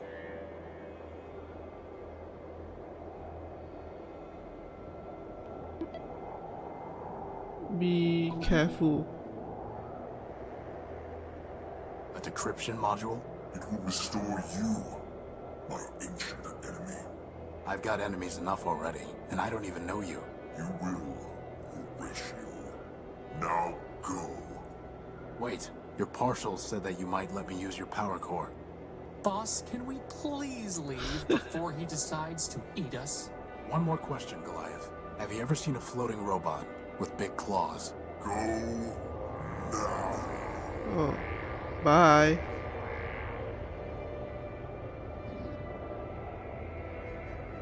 From a purely mathematical standpoint, I suppose it makes sense that 3 little crazy robots would add up to 1 giant crazy robot. Still, at least he didn't eat us. Old enemy? I don't even know him. But my prior version's memories are so damaged and warped, I can hardly make sense of them. Look, boss. On the one hand, a broken down war machine made from 3 demented partials could be talking nonsense. On the other hand, you could be an ancient robot named Horace who had a giant named Goliath as his nemesis. Honestly, boss, you believe some crazy stuff, but this would really be overclocking it. Oh boy. Come on. We have enough problems to worry about without making up new ones. Look at all those foreshadowing. Module. Does it work? Not on its own, no. but I might be able to build something with it. Could you build a power core with it? What? No, obviously not. Then obviously you should stop worrying about the diagnostic module and focus on the fact that running out of juice in the middle of a giant wasteland is a disaster. Point taken. A decryption module set to crack Urbanian military codes. No Urbanian encryption detected. No, I doubt. That's never. A decryption. Okay. And now we get the bomb from Ever Faithful.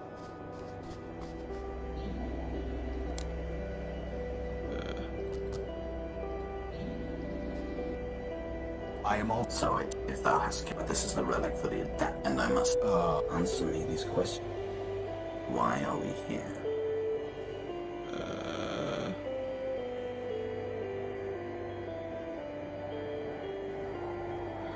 Shit, what was the answers again? Wait. Well, we're here because man created us. Because man created us. Indeed. What is man? A perfect machine. A perfect machine. Thou answerest simply, but the simplest answer may be the trust. And here, with what you...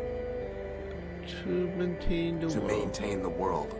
Yea, brother, for it is written that man said unto the machines, keep this world, tend it, and make it flourish. That, then, is our first and foremost charge. So thou hast studied the catechism. I shall question thee on that matter no more. But tell me, Wanderer, dost thou know thyself? Who art thou? Horus. My name is Horus. Horatio and Crispin have heroic names, but not in the sense of the kind of pulpy action hero name that some games will use, like Cutter, Slade, and Outcast. Here, Horatio takes his name from Horatio Cocles, a Roman soldier who, sort of like the 300 from Sparta, defended a bridge against barbarians trying to sack Rome. The name also had to fit with his alter ego Horus, a name taken from the winged Egyptian god of death. In a ridiculous coincidence, that god's symbol, by the way, is the Wadjet Eye. Crispin takes his name from Saint Crispin, the patron saint of tanners, cobblers, and other manual workers. There's some irony there in that Crispin doesn't actually have hands to work with, but it also reflects the fact that he is a creation of Horatio, and Horatio is of course focused on these kind of manual skills. Indeed. 3 of thy versions I have met, Wanderer, and thou art the first to know thy name, which is thine. But if none of them use the name Horus, what makes you think that's my name? In my very body, in mine eyes, when I behold thee, upon thy image are these words inscribed, Friend Horus. Thou hast answered my questions, but still I shall not let thee pass unless thou bearest in thy hand the gospel which I bestowed upon thee. Here it is, ever faithful, your old gospel. I have studied it many times. Then thou art worthy of the shrine, and of my gift to thee. Keep the gift, and approach if thou wilt.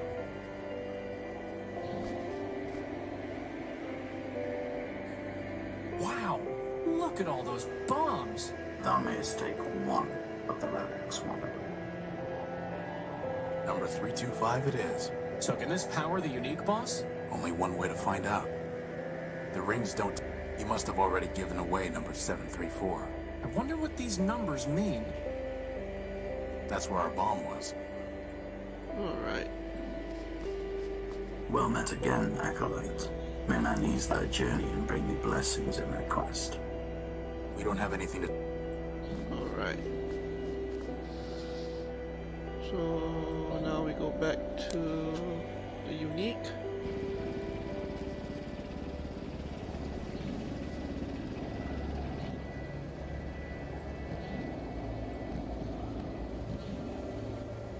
See, why did I do this?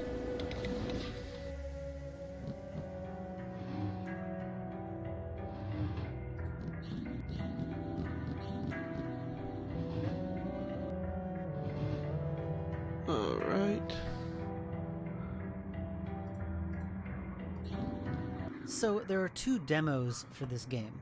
One that was available from GOG.com, and one that was available free from the Wadjet Eye website. You might ask why we ended the demo here when a much more effective place would have been to end the free demo on the train to Metropol. And I do agree, the train to Metropol is a wonderful, wonderful place to close the demo and get you really interested. However, there was one problem. In order to get to that point, there were a couple of puzzles left to solve.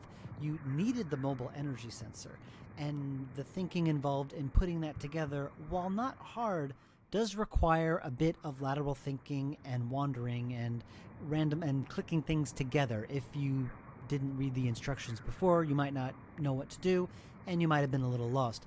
Also, finding the battery does require a bit of wandering and exploring with the mobile energy sensor once you've found it. And when you create a demo, the whole point of a demo is to encourage people to buy the game. And I wanted to eliminate any possibility of frustration. So I decided to end the free demo at this point. If you got the demo off of GOG, that did end on the train. And the reason for that is GOG has this interesting promotional plan where if you pre-order the game, then you get early access to the demo. So to give extra incentive to the GOG users, I had an extended demo which ended at the train. And since the GOG users already gave us their money, I didn't have to worry about them getting frustrated because they're already committed to the game, and you don't have to worry about them not buying it if they get a little lost or frustrated because they already made that extra commitment, so that much more dedicated to solving the puzzles and get to the end of the demo. You can really just put a bomb straight into that machine. Alright, let's skip this cutscene.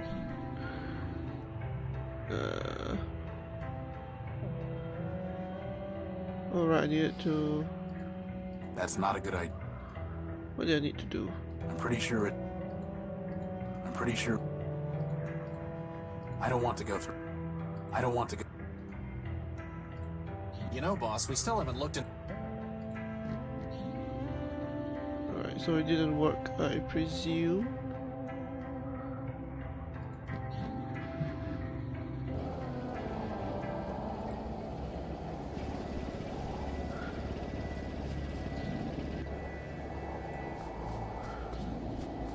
We need a sensor here, I think.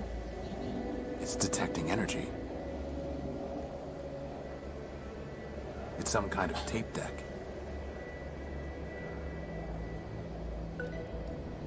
Yay! I doubt that will have any effect. It's a reel-to-reel tape deck. Can we steal its power source? It would run the unique for about a femtosecond. Did you say femtosecond? Oh.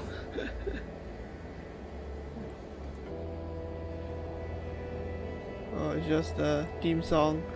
That's cute. Let's see. We found the tape deck.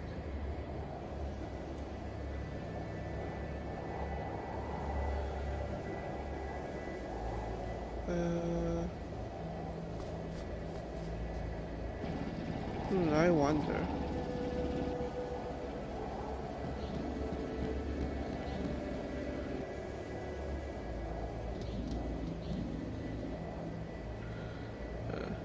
Give me the data. 4553112.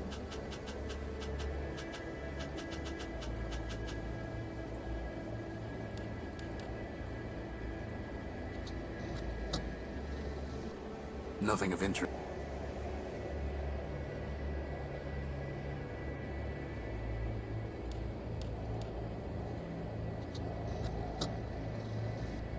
Nothing of it.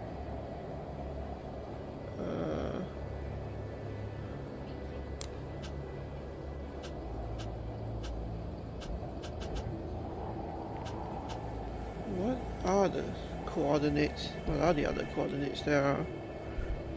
Let's Google this. Primordia.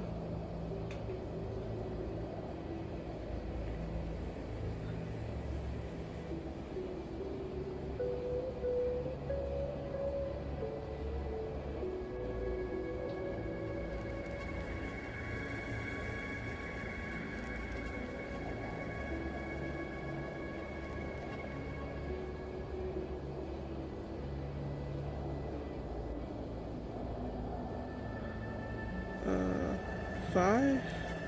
Wait. I wonder where we got the...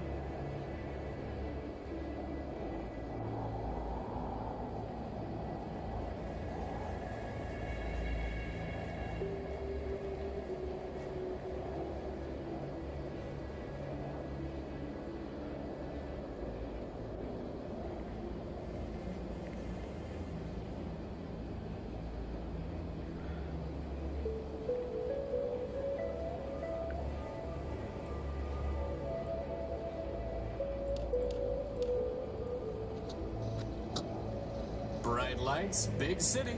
Metropol is nothing but trouble.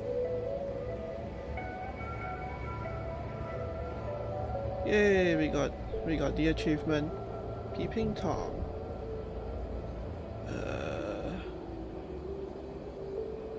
See, what other achievements am I missing?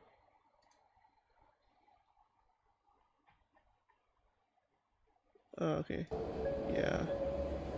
What achievements am I missing here?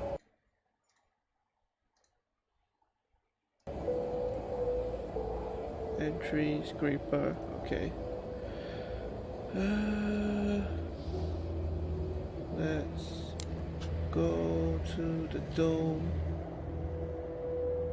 And oh yeah, we needed to put the unique.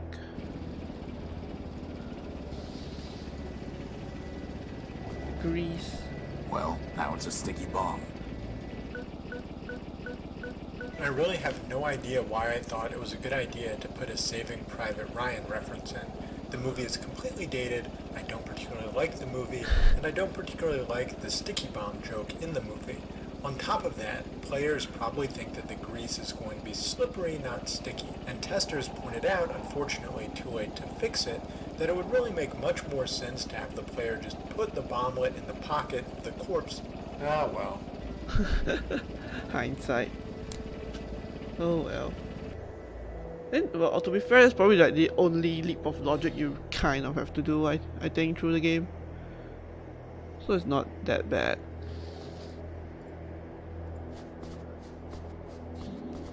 Here we go.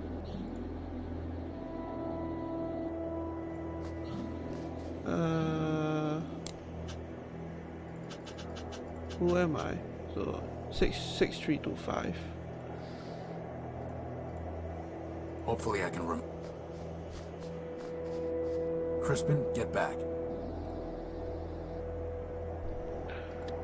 Oops, nope. 5 is a good coordinate, yeah. 6, 3. Okay, here we have a 5. There we go. Ooh, I told you that paperweight would be helpful. No, you said it was explosive. I'm pretty sure that explosive and helpful are synonyms, boss. Right. Well, let's see what we've opened up here. There's nothing worth bothering with.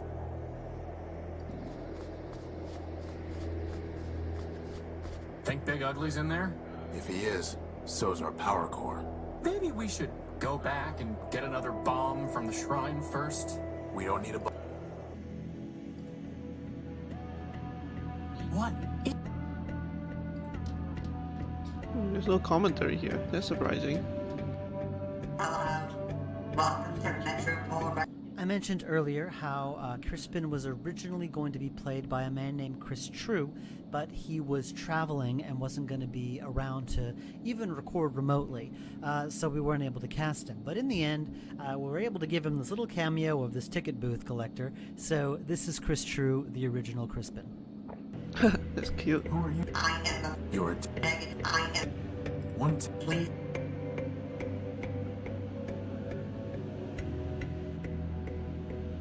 Oh right, I needed to scan. You may collect.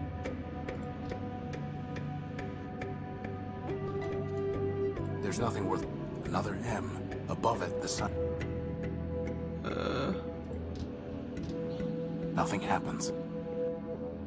Ticket, I guess. Good for one ride on the Metropol.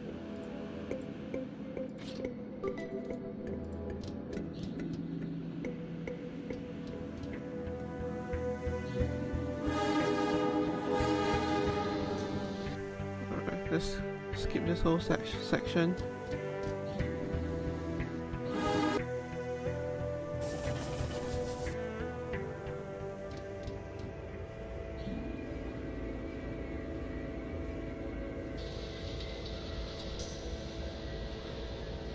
This is Metropol?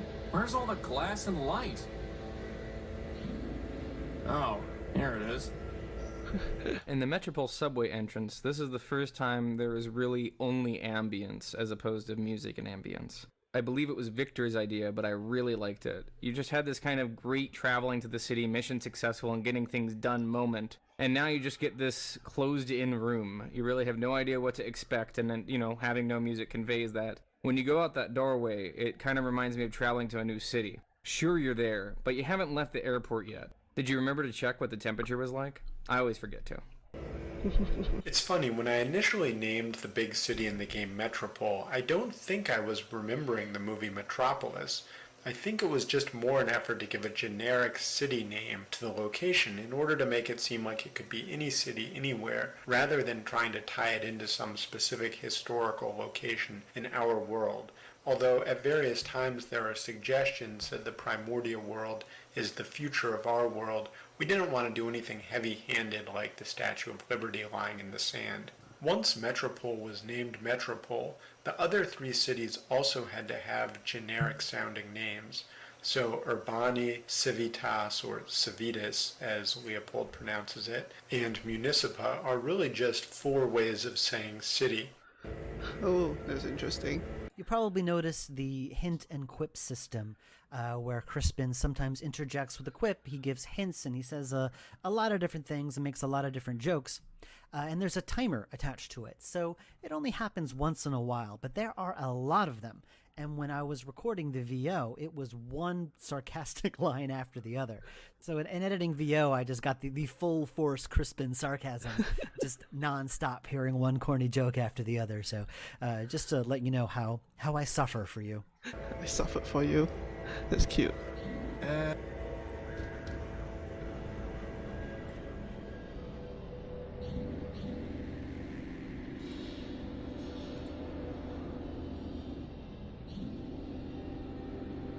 Boss, the energy.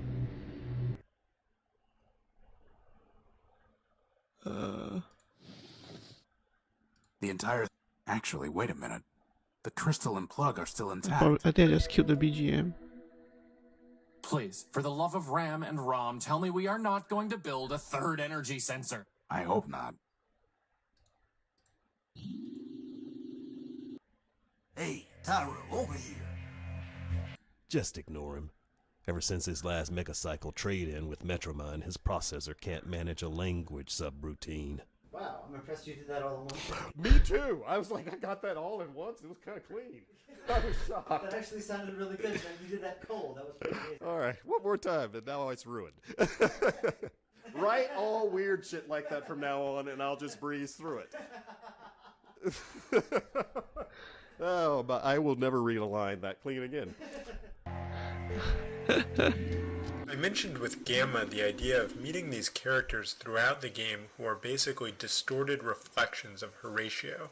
One of the reasons for doing that is that it lets the player sort of critically examine the hero in a way that you're less inclined to if you're just looking at the hero in isolation. You tend to identify with the protagonist and are less likely to see flaws in him unless those flaws are also reflected in characters who in some way are an obstacle to his advancement. So with Gamma, it was this exaggeration of Horatio's desire for independence. Leopold, on the other hand, though similarly sort of crazily independent, is mostly a reflection of Horatio's collection of junk, his desire to fix and tinker with things. Basically, Leopold is meant to show that while Horatio was able to thrive in the dunes, living off his own power source, if he had had to live in a city like Metropol, he really wouldn't have come out so well. He was basically fortunate in the circumstances that he started with, though of course he also has worked incredibly hard to maintain them. Interesting. Aside from showing off Vic's awesome sprite work, all of the robots on Main Street, the fact that Leopold is shouting at you, that you have all this animation going on serves an important narrative purpose, which is to drive home the extent to which Horatio is a fish out of water in this sequence. And here you could think about like the scene at the end of Captain America when he wakes up in the modern day New York, or when King the Avengers Kong really gets loose happened. on the streets of New York, or when Tom Hanks gets back to civilization in Castaway.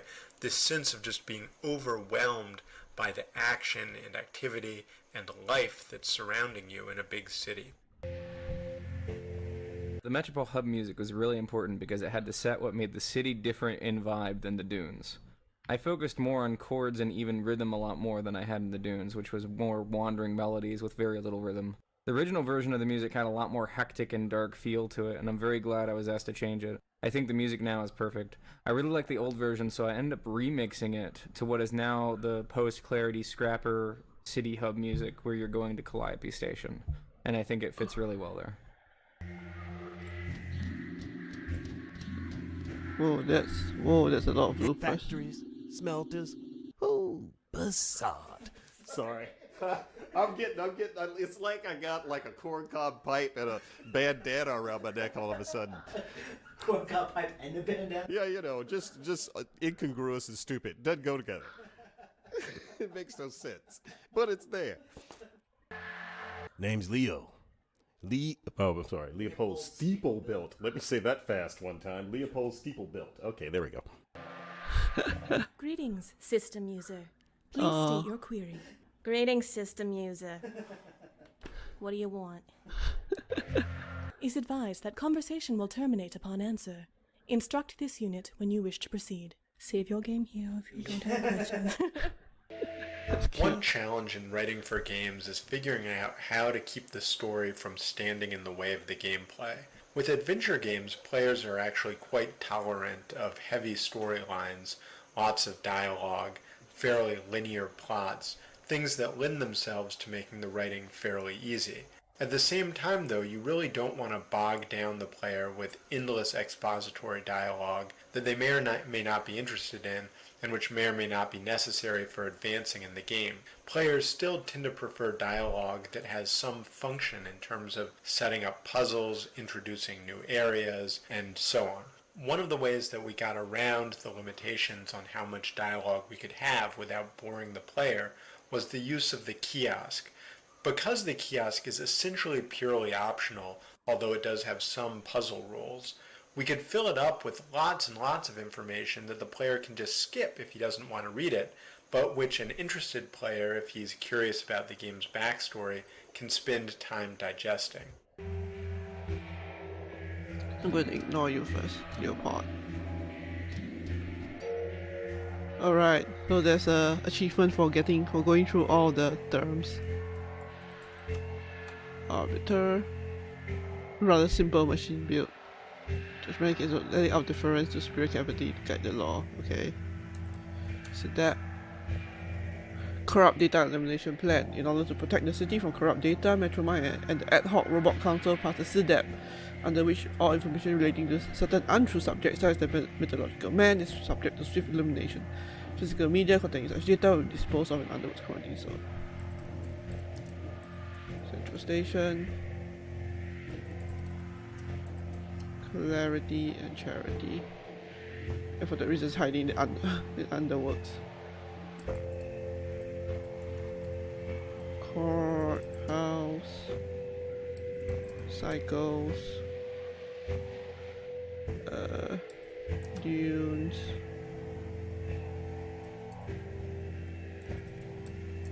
Oh. Efficiency. I can't spell correctly.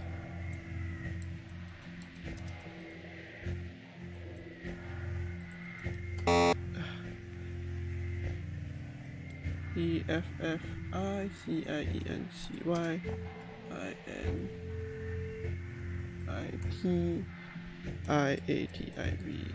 There we go. Efficiency initiative. Factor. Goliath.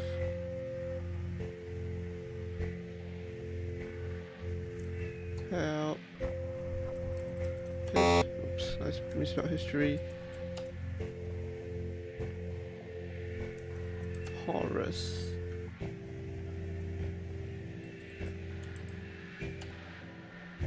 Humanism is a set of flawed instructions and false data whose corruption was terminated by the timely intervention of Metromine and Robot Council. A mythological creature invented to explain the existence of the first basic primordial machines. Logic has proven that progress, not man, explains the development of robots and the creation of Metropol. Landmarks. Law. Whoa. Oh, okay. Hey, Hey, look, something came out of the machine.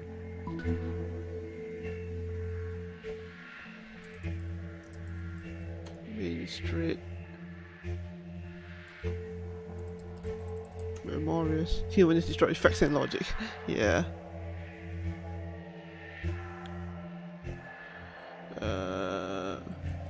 Metromine. Okay. Metropol.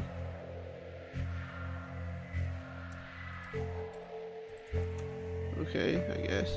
Other cities?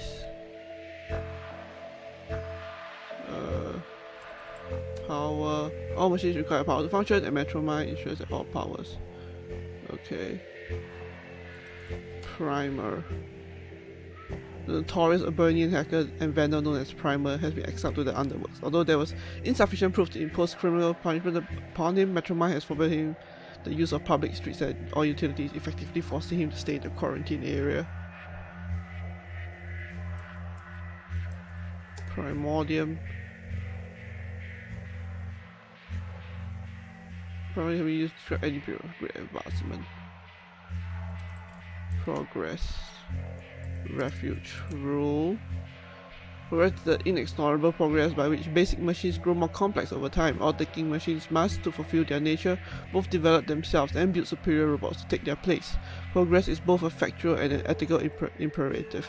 Metromine is responsible for guiding Metropol's progress. Refuge Rule. Robot Council. Scraper. SCRAPER. Subway Construction, Repair and Precision Excavation Robot, or Scraper, was built by Sternweiler in the Primordium. It is a loyal citizen of Metropol, always committed to the common good and eager to gather supplies for the city. Because of its background, Scraper has often worked closely with Metromine. Okay. Shell. Some malicious robots have spread untrue data concerning shells. The truth is that some malfunctioning robots have been temporarily stored in the underworlds until they can be repaired and restored to full operation. This creature has been deemed obsolete and will be removed. Okay. Sternweiler. Council Tower. Wait. Apparently there isn't. Underworks. War.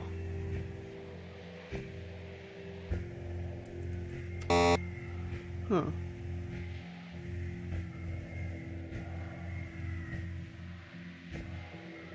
Alright. Alright, friend. Let's talk. Hey, Tyro. Tyra? Prefer. Look. How about I've had all I want is my ticket. Thanks. Anyway, you wanna trade that junk you brought in from that floater there? He's not for sale. The only thing you... Well. Who are you? Name's Horatio Nullbuilt, and this is Leah. Hey, you didn't build a... Do I look like I... What are you... Order. That's what now you come. Leopold's UI is another example of the way in which we use the UIs to let the player have a much more tactile experience. Obviously, you could trade with Leopold off a list, maybe even through the dialogue system, but in this case you get to actually look at what's in his box, and it gives a sense that he's a guy who trades in junk far beyond the items that you need. It's another case of us trying to make the world seem larger than Horatio's quest. In fact, initially we had planned for the interface to be much more elaborate. robots from around the city would show up and trade items to Leopold, and he would trade them items back, and you would basically have a shifting inventory there where you'd watch what was coming in and coming out, and sometimes you would and sometimes you wouldn't have the items you need to trade to get what he currently had in stock. Ultimately, that seemed like it was going to be much more of a pain than it would be helpful for the player, so we streamlined it a bit. But I still think that it has this nice feel of a big shop, kind of like the shop in Monkey Island where you ultimately get your sword. Having the larger inventory also made it a little bit less obvious what the trade you were going to need to make would be, and made the player actually have to think about the items that he would need. Also, it let us put in all these various Easter eggs like the Fallout reference. That's Metropol. What do you want? The customer looking for. Find me that. That's a fine tool. I'm not sure you want it or not. Shiny. Oh, right, there we go. Here you go. And one. Why does that not? Tape deck. Can I use the tape deck for? I need to see what he's offering. Who is Metro Council or big old and Metro used? Where can I? Like I said, probably not just anyway. I'm looking for sure if Metro were obligated to after which I want you. I would some get that out you go. I'm if it's where people got that neighborhood. Here. I'll keep happy and the old limit. Are you sure you don't be called on a pet? What are all old random open for the Well, Bob, seen one. tell me these random undead out. Tell me what if you but how I believe and that's first bit you and me, that's all. Let me come to Can I? you call. You're gonna have it. It's not worth. It's not Not It's not. That servo. it just need I don't. Alright. Can we? Armstrong, top me off, will you?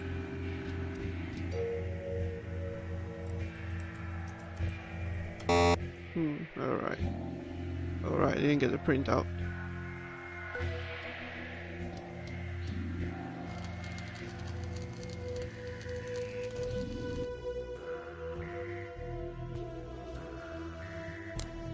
Crispin. But I'm giving just fine.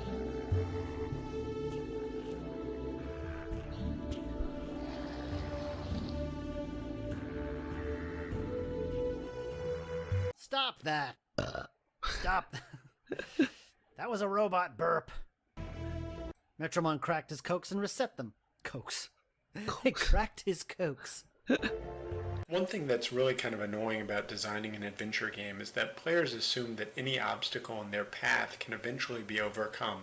So if we put a giant burning crashed bus that's smashed through a bridge, the players inevitably assume that either they can repair the bus and fly off with it, repair the bridge and cross it, or, I don't know, transform it into a giant robot, whatever they think of. So in order to try to head that off, because we had this great background with the crashed bus, but we had no puzzles involving it, I decided to call the red bus a red herring bus. Hopefully players will get the point. Red herring I bus. think some of my favorite animation tasks for Primordia were the environmental animations for my backgrounds, because it kind of brings those still pixelated images to life a little bit. I took a lot of care with trying to get this stuff just right, and I think they turned out pretty well for the most part. I didn't just put in animations just for the sake of having animations. They kind of grew naturally out of each room.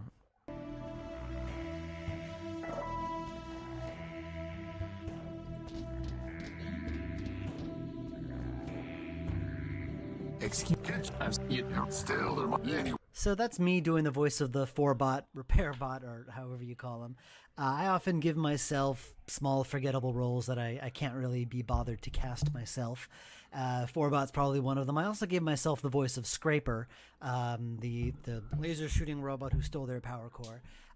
He had so few lines and he required a lot of processing, so I figured I'll just do him myself. That way, if we If we needed any tweaks, I could just quickly do them from home, so that worked out well.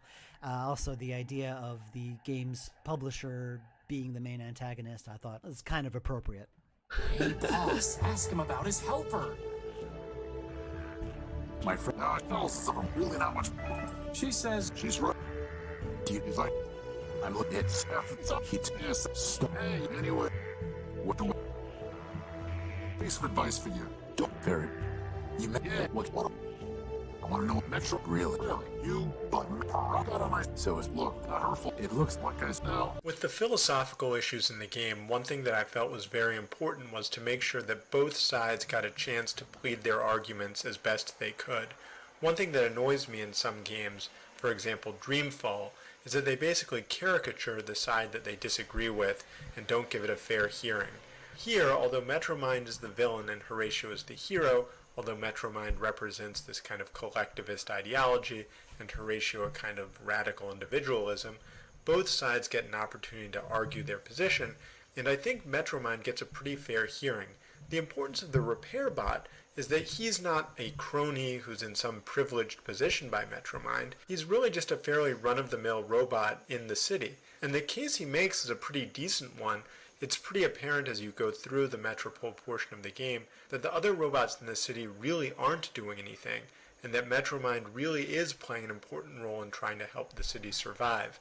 Even when you see the flashbacks and learn more about how it was when there was the Council of Robot, there's a real suggestion that the city was quite poorly managed.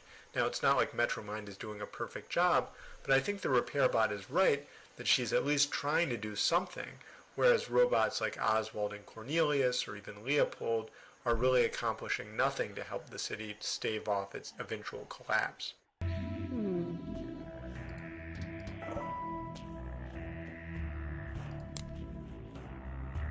Hey, Crispin, what? What? No, what? She's what? You've never had any trouble with it. Well, I've never had to talk to one before, boss. Just, I've got to...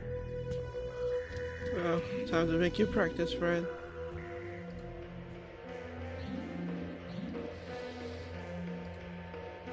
Hey, Crispin. Oh, okay. No. Okay. Trust me. Definitely. Okay.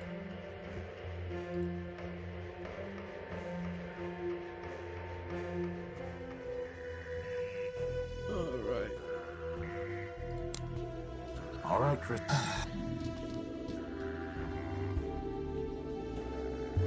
Beside you, all other... Whoa! That was so easy!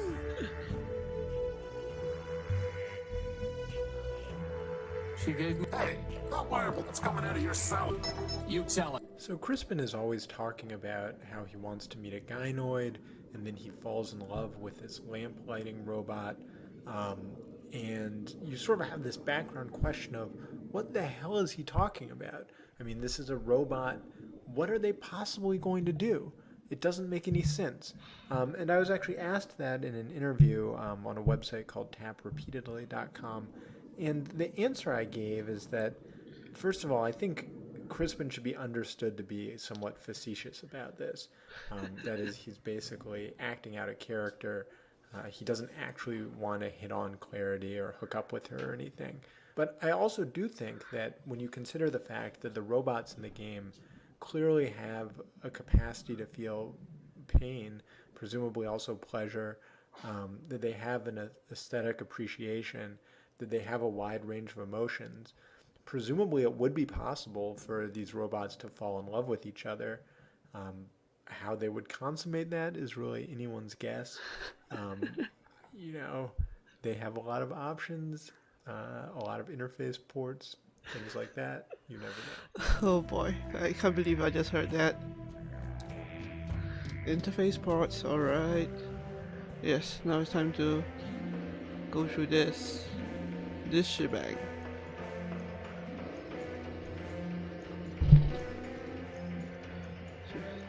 Yeah. My dear friends. Oh, he's been bitten.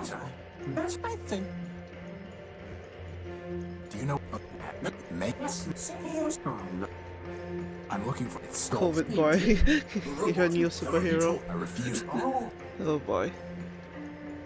What are you just ready? Why not? Ridiculous. So, would you You could call it. As long as you. glad to know? What's in? Why? I will. How properly get who will say who will.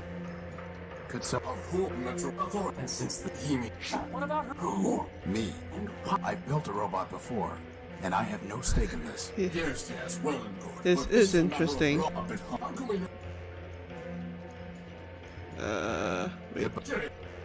Let me save. Yes. Am I the one wandering across the entire city, whingering about a power core? It's whinging. Whinging. Sorry. Shit. Can I try again? No. Can I try again? No. Sorry, I was just messing around on that one.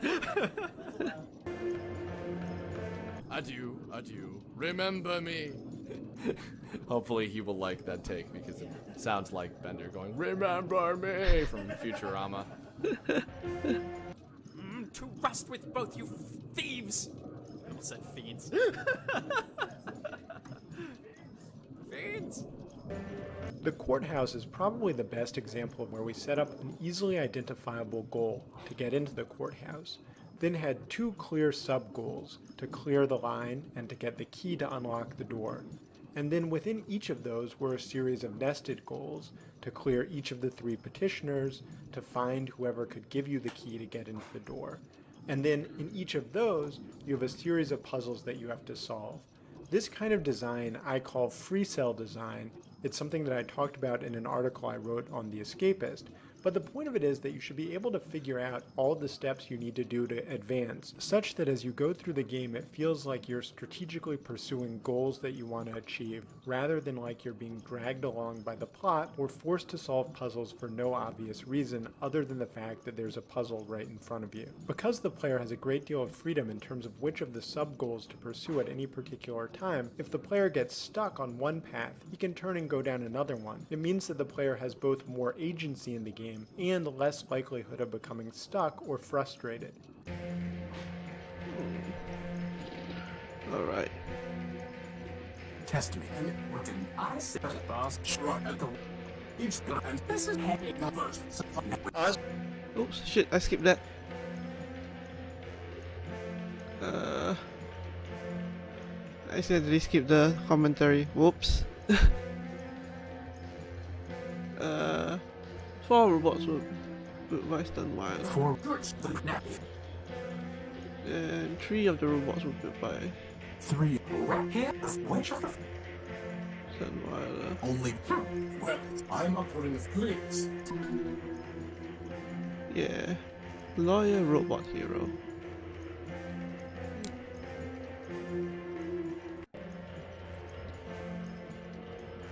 Testament shrugged at the I said each glass and ball. This is hey indeed. Now to first, second, final. Now listen. Which is the Oswald and Cornelius's test is actually modeled on the logic games section of the law school admissions test, or LSAT, a test that's administered in the United States to anyone in college who wants to go to law school. So if you liked this puzzle, maybe you too should become a lawyer. That's interesting.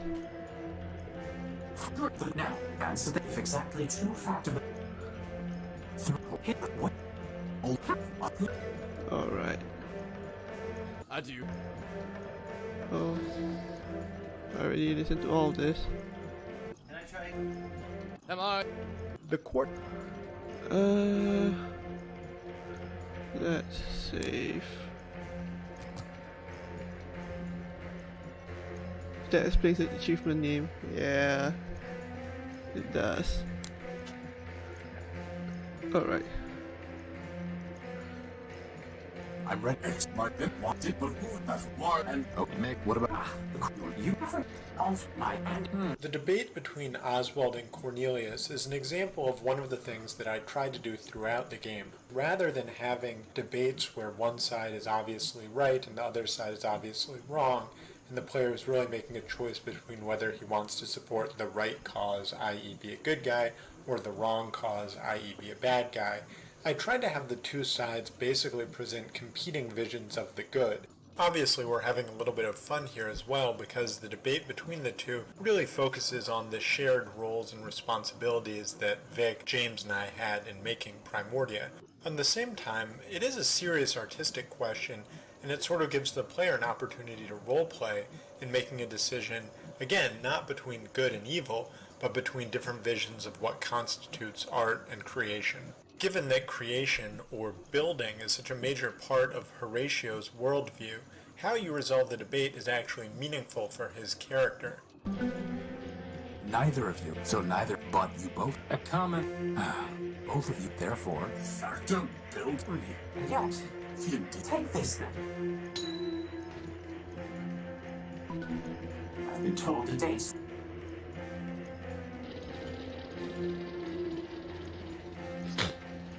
You know, You got. Yeah.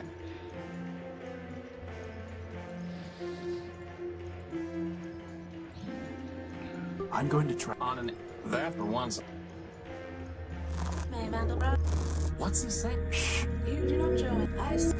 I am your guide. On Gimbal, I really wanted him to stand out effects-wise. I came up with 3 major versions and ended up sending the team just one I liked more than the others.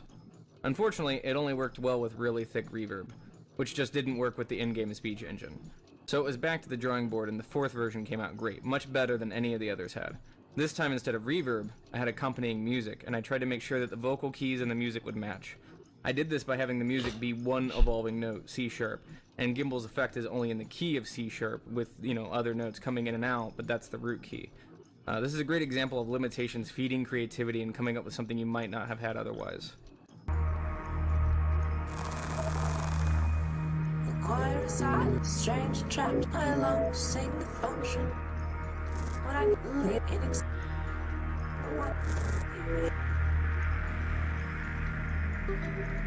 It's a. Leopold, I was infinite.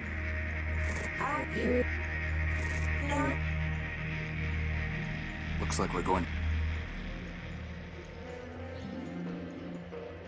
Excuse me.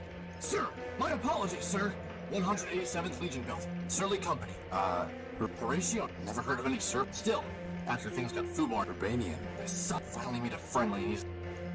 Cricket's Primer. No offense, sir. How can I... Sir.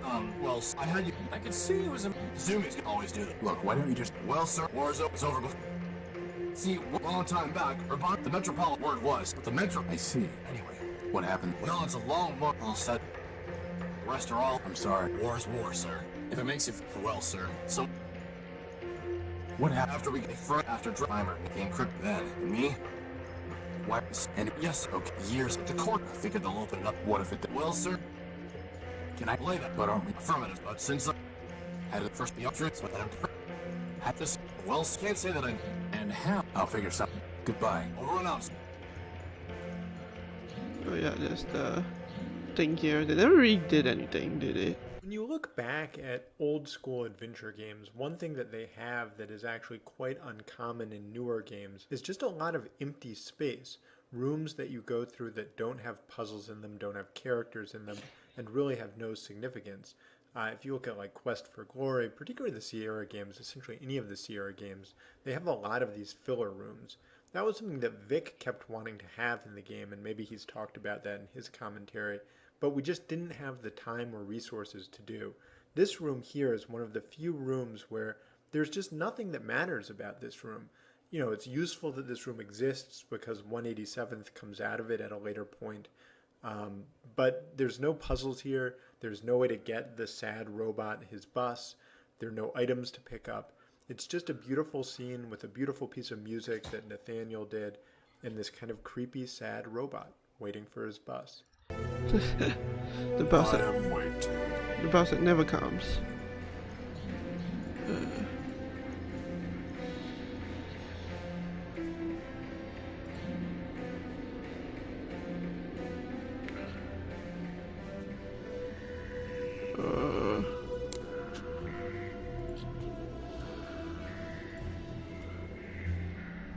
Did you have the... Oh, you knew this. Not my... You know he's been first off. Exactly. Let me see. Come to... Is that Gimbal? Sure. Find me a bigger one. Alright. Right, I was going to Let me come take. need You wanted something. How about this? Fine, here's the now. Oh, but there's no never said. well, good thing we have a plug. That was easy. I doubt that will happen. How would that? Even easier. The law, it's written by, it explains about for the first four. Alright, courthouse. Nope.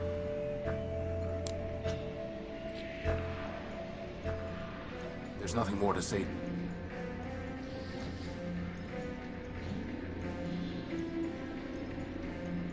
Look here. Well, are you sure? Thanks.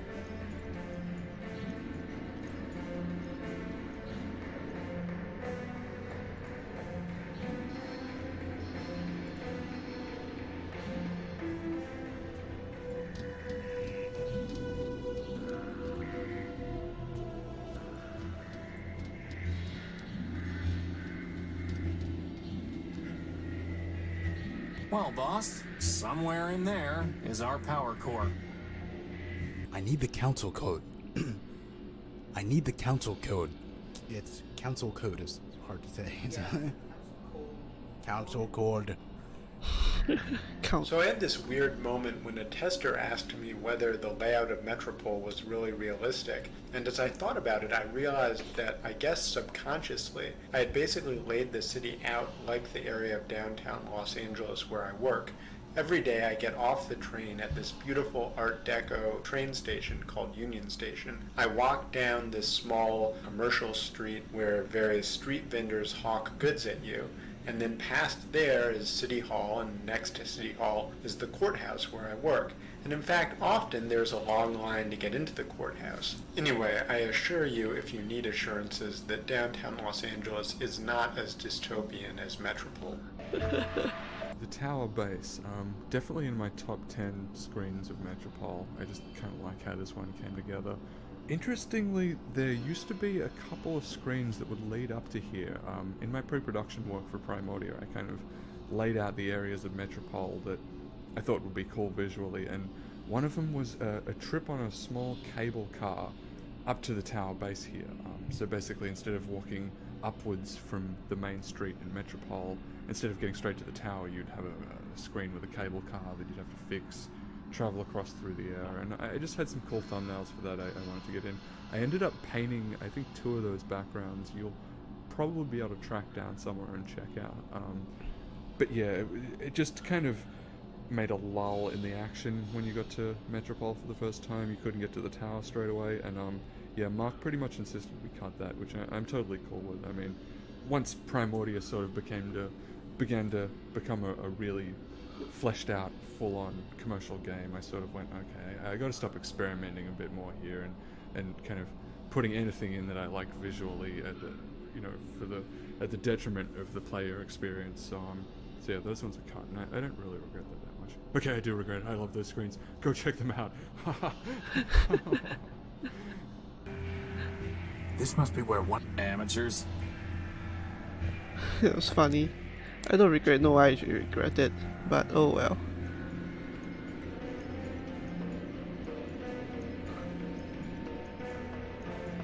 I owe you. Well, for once, I owe you one.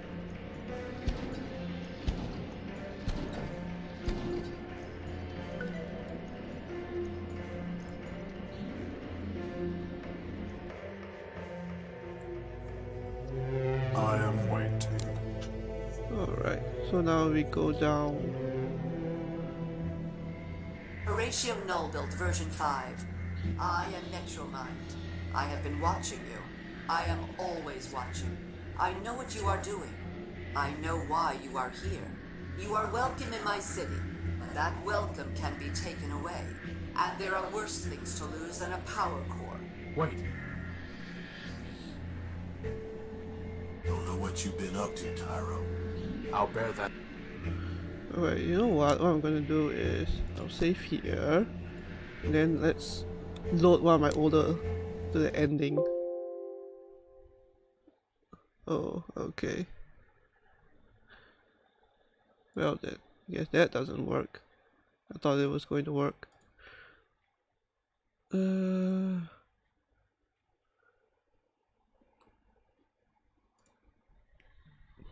Oh shit, I pressed the wrong thing. Again.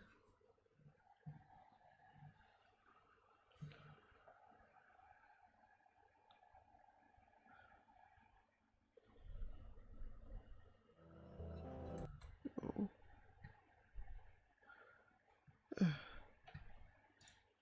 That's always annoying. I need to open via here. Yes, that load doesn't work. I thought it was going to. But oh well. Yes. Let's run this.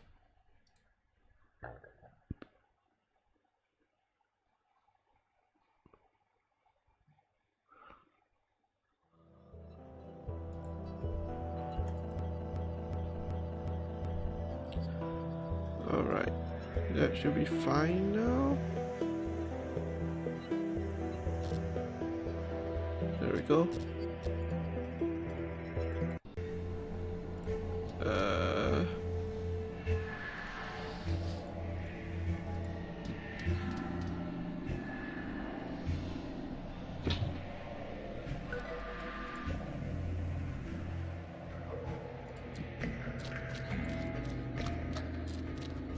You know, boss, given that all of 187's other brothers have numerical balls in my face. Okay. I don't know why, I'm a little bit mushmouth today. Mushmouth. So we gotta find some big motor to trade with Leopold? Joy. That was a bit too B, Arthur. Larger items were deposited.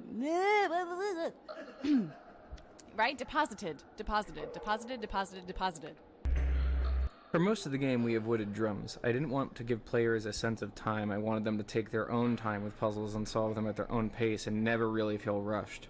Later in the game, we do more rhythmic elements, but I tried to keep it vague enough as to not give the players a real sense of timing. One exception to this was the line for Arbiter, where I wanted to emphasize time and how long they've been waiting. Another exception is the Underworks, where I wanted the drums to kind of be blended with water dripping sounds for environmental atmosphere, but also wanted to convey a sense of time because you should feel uncomfortable down there and want to keep moving. A lot of sounds in Primordia are manipulated common household items. The car hood opening sound is one of my favorites. It's a screechy baking sheet being pulled out of the oven.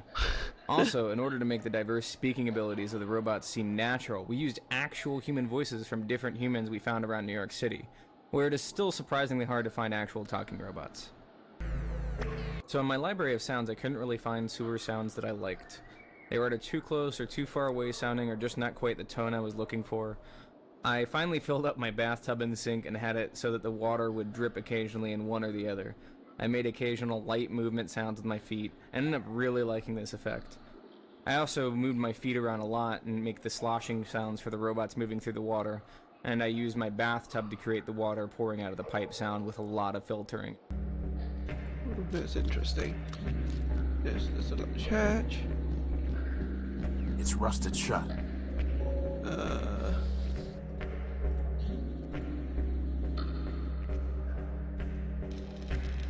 I don't think I can finish it in time. I've cleaned off the rust. Oh. Looks like there's an engine in here. Well, let's see what we've got here. Let's see if I... Hopefully I think let's do the belt. There we go. I have no... That's... An air... I'm sure it played some...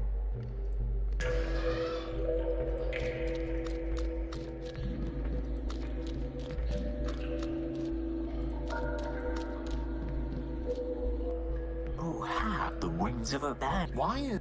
Crazy? I should just lit a brethren. Who are... My genie for the by now. You're... Line up the bravest wind up. The city is 200, but now only... I guess that's 50 behind me. He came off 50 the behind line. me came on like this way I got 137. How do you... I'm a knock. I can't those Real. I mean, that hard. Yo. Bro. Why look through the metro and now? Cogs and gears, bituminous coal. You're looking for a No, I see. If the metal but until what there's as the consider this.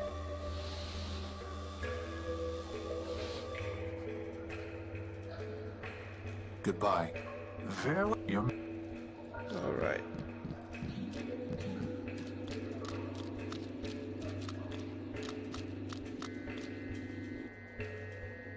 That's why you get Joey slash Vic. All right. It's gotta be out there. There's no... With Joey's amazing ghost cock. Oh, you were recording that. That's Oh great. no. That's going on the bloopers. Joey's amazing ghost cock is actually the name of my band. All right, let's do this. We should look around and see if there's a way to lower that drawbridge. Oh, come on! If I can keep it together, you can keep it together. God damn it. I'm the one who saw it in my head first. Oh no. It's a big blue transparent weenus. Joey has a smaller portal that he uses. You know, when he's alone. Okay. All right. Good thing I was never monetized in the first place.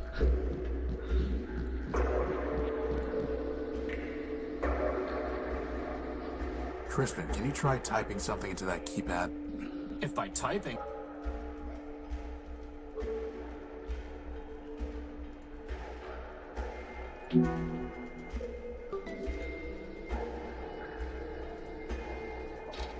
Let's go. Oh, there's a lot of bloopers. Are these? Did you hear? Boss. I've got a bad feeling about this, boss.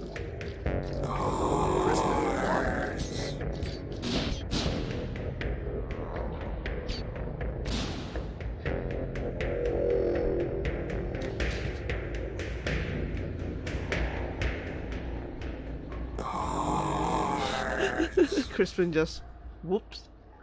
I am Clarity Arbiter Built, version 2. This is my now.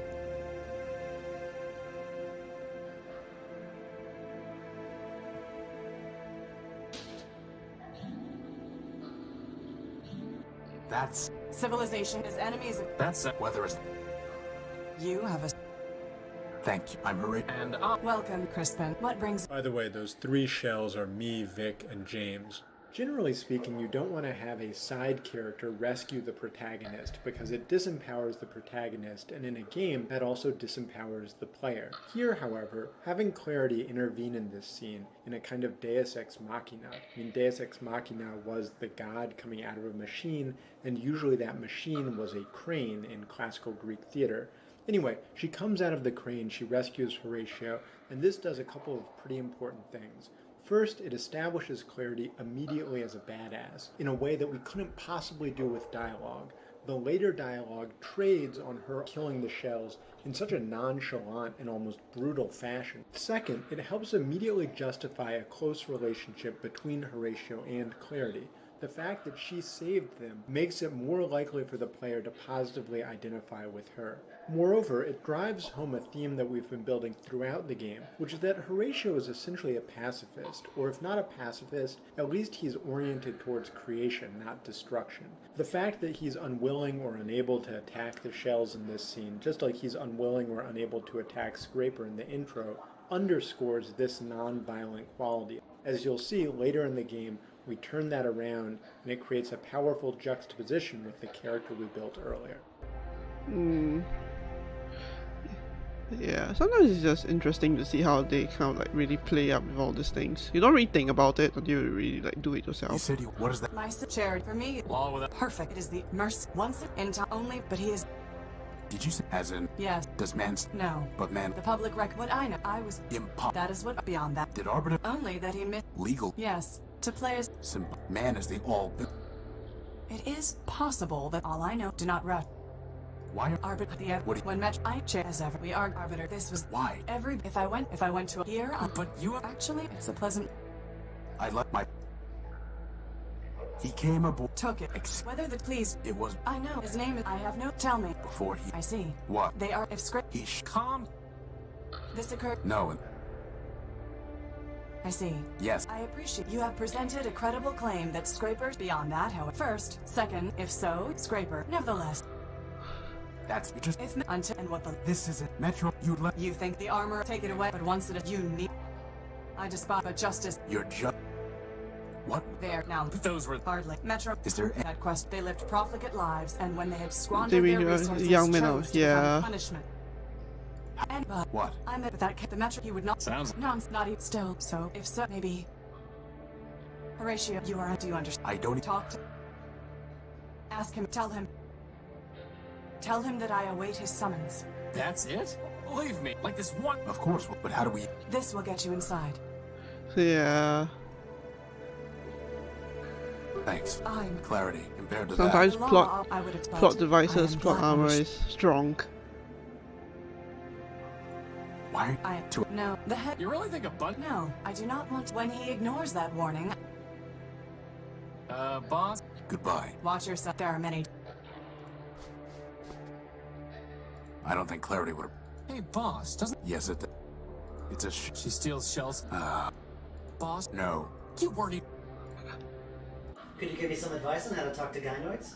No. What are gynoids? Gynoids is like a fembot. Ew. Gross. Let us see what we can find. So that's when you join and you're walking. Nice. Nice, you have joined the party. Ba-ba-da-da. But justice must be impartial, or it is meaningless. Your justice is already meaningless. Hey, fuck you, dude. Badass lawyer, robot hero. A game written by a lawyer. I hope that they're aware that that's now the game's theme, so. Alright. Of course, she betrayed her builder just like Leopold did. That was weird. The heads are for a robot named Scrapner Sternweiler built. Is that... what? Scraper Sternweiler. What did I say? Sturpert? Scrap first With and Clarity's character, there's certainly a lot of literary influences that I can point to, ranging from Eva and Wally, who is this sort of high-tech, gun-slinging robot in contrast to Wally's junk-collecting robot, Valor in Planescape Torment with his obsession with justice, Judge Dredd, Thomas More from A Man for All Seasons, and various others. But ultimately, I would say that she's one of the few characters in the game where the literary influences are much less than what I was drawing from my own real-life experience, in this case as a lawyer and former law clerk. The kinds of things that motivate Clarity that she's considering are the kinds of things that lawyers really do think about, when you should have inflexible rules, when you should make exceptions for them. And the dichotomy between Clarity and Charity is a dichotomy that plays itself out all the time in our court system. You hear about it with judicial nominees, you hear about it between parties arguing for their positions in cases. So I had a lot of fun being able to put a character like that into a game, and I think it's probably safe to say that Clarity is the first and probably the last law clerk who will ever be a hero in a computer game. yeah, that's true. Alright, so now we need to It's an encoded.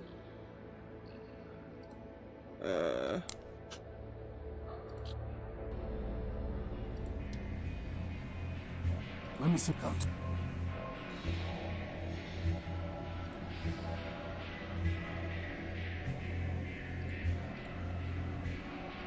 Here you go. Nah. Is that Wait a minute. The copper. All up. You're a never said that one.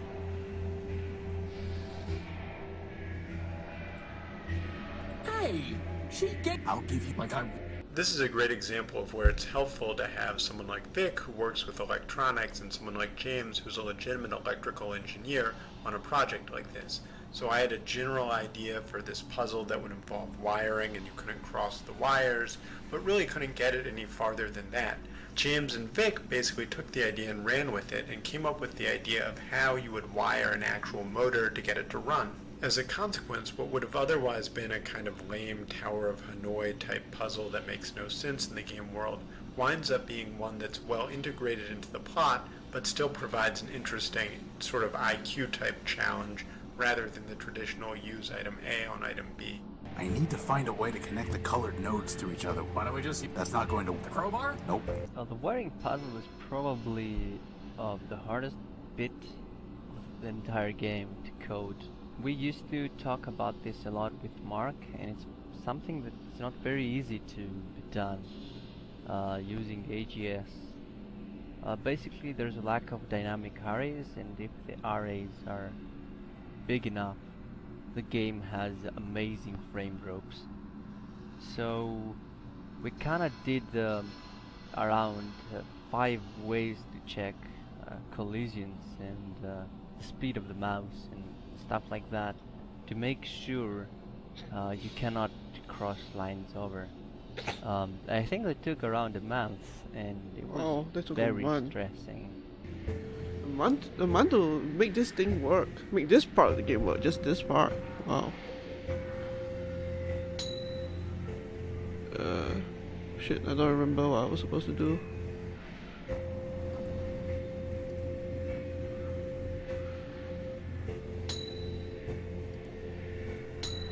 Alright. And one more piece of junk. Alright.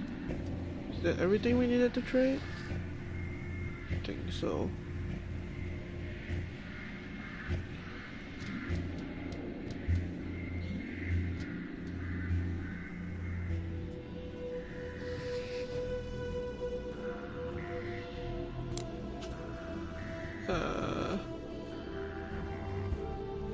There we go.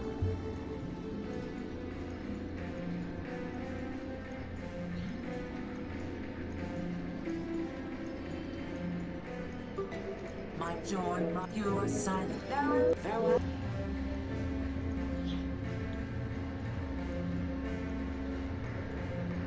You know, I'm kind of... Sometimes it's... It's a key. Alright.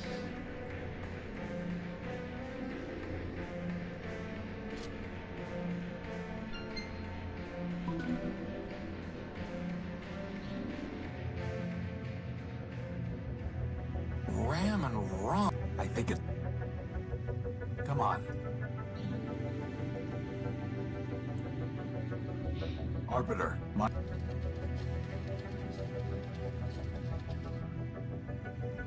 Keep going. I'm here because of... Don't forget your... And my cop...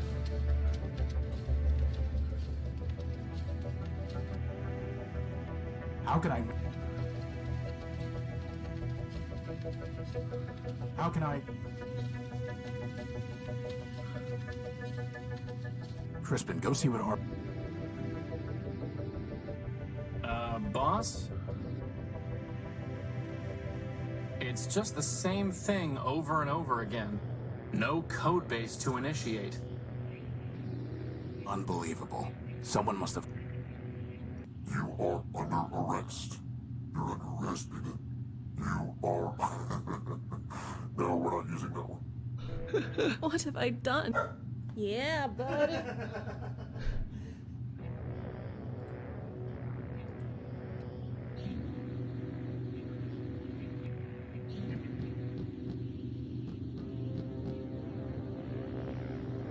So, boss, there's no code. His memory... Waste. It's like the... Except...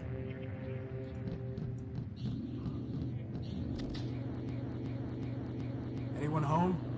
Boss? Well, it's not go... So the... I can't reach it. Mark. It's a basic robot that... It's the ship. Alright.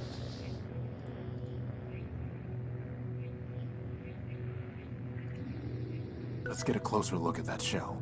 Man's mercy. Is that Clarity? No, just a similar... It must be her... What's left of her. It looks like... There's nothing... I think we can use... It's downloading... proposal is injudicious. Withdraw. Show up. No. The law. Do not tell clarity. I know your talents. At this time, I do not go now. I will summon. I've said before that where there's a philosophical debate in the game, such as between collectivism and individualism, humanism and progressivism, I try to give both sides a chance to make the best arguments possible for their position. The exception to this rule is the clarity versus charity debate, where essentially only clarity gets to plead her case. You never really see Charity, and the few cutscenes that you see her in, she's basically a useless character. She's betraying her master, she seems wishy-washy. The reason why that doesn't trouble me that much, though, is that generally speaking our background presumption is that we will find a charitable, merciful character sympathetic, while a rigid, legal absolutist unsympathetic, so the fact that only Clarity gets to argue her point isn't entirely crazy because she really has the burden of persuasion, and if Clarity is unable to persuade the player that her view is right, then the player is going to be sympathetic to Charity. Interesting.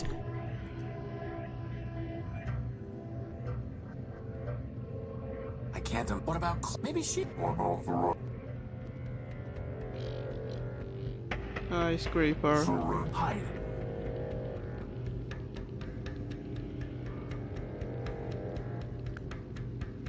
Crispin, get. Halt. Halt. Halt. Now.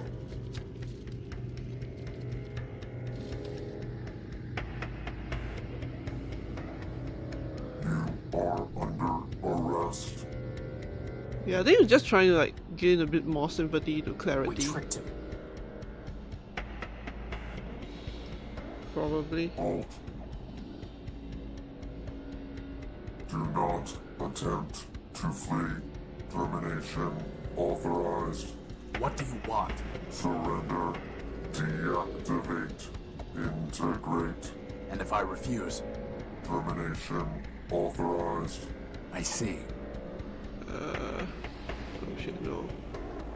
Data.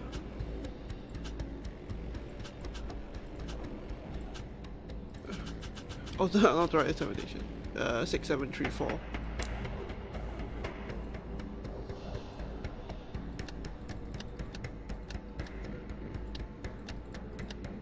Six, 7, 3, 4.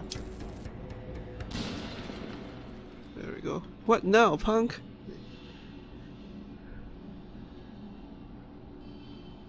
Right. You got you. Forfeit. We still, and we've just. Yeah. Yes.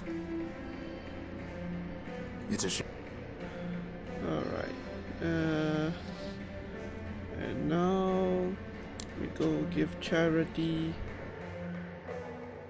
No, I think he. I think the idea is that he got the bomb from the. Because I think Ever Faithful mentioned briefly or something, I forgot because we kind of breezed through the dialogue that he picked up a bomb from the shrine as well. Ever since riding that train, I've realized how awesome it will be to fly the Unique someday. The sun in my optical.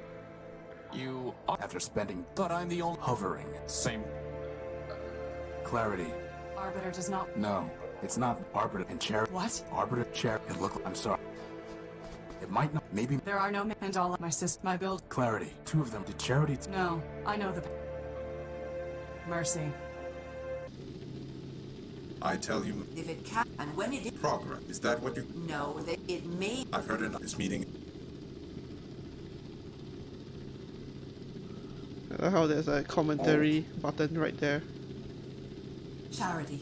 Do you mean war is when it the own and it so all the city and it oh you have tried that is in the end you exist you lie I now and use it I would never then you admit it oh continue war will so the as for you Lock the door. Took you some time. I was thinking, Your Honor, about Metromind, about her proposal to And what? Your Honor. Yes, what is it? we must have peace. Even you, Charity. have I done?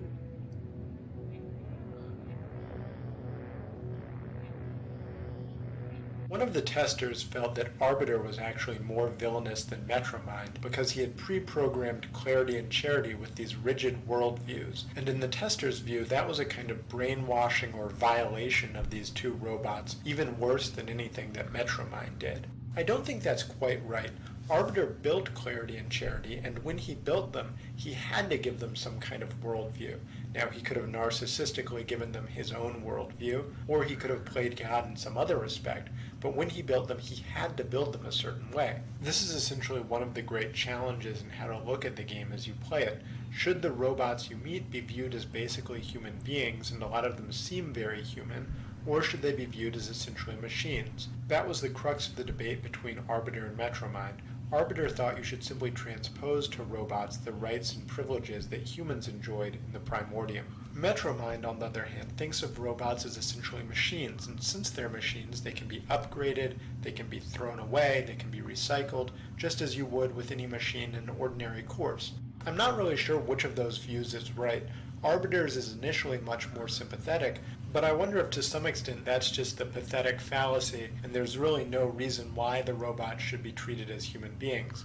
It may be that the best thing would be for Metromind, assuming she had a good plan, to reprogram all of the robots according to that plan so they could all thrive. After all, there's no reason to say why they should prefer the presets given to them by their initial builder to those later given to them by Metromind. Still, something seems fundamentally wrong about that to me. I can't quite place my finger on why it is, but I think at the point where robots are sufficiently sophisticated to think the way they do in the game, it doesn't matter the fact that they were randomly assigned certain traits. At the outset, those traits define the selves of those robots and shouldn't be taken away from them. After all, we have no more say in our own genetics than robots do in their building, but we would think it's a great atrocity if you took someone and changed their genetics against their will. Metromind. There she is again. Metromind, the law, and destroy. She will learn it first. First, whatever rights she can. So I will help. It will be the first. We've already. It will be in the. To gain entry, we will need the Arbiter. Fact. Doesn't. As I was saying, Arbiter never told it to 03, but I do not know the proper order. Well, that leap, maybe. As far as I know, but secrets, like guilt, can never be wholly erased. And all of the great robots left behind followers and artifacts. I guess in the end, it's secret really find. a question of like ethics and stuff, right? Yeah. I mean, that's why you call it a giant philosophical debate of, you know, if it's right or wrong. Or is it right because we feel it's right, or is it like what society thinks is right? Or, you know, like there's a lot of, I guess, sum of parts, something like that. I have not seen the streets of I am not. Alright. Hi, Oswald. Well, do you want to have you cut it? Foot suit. I'm please. Why? Well, which moment as for could factor? I have missed. Sit down. You see the that's the pain. Try with it, and then I said.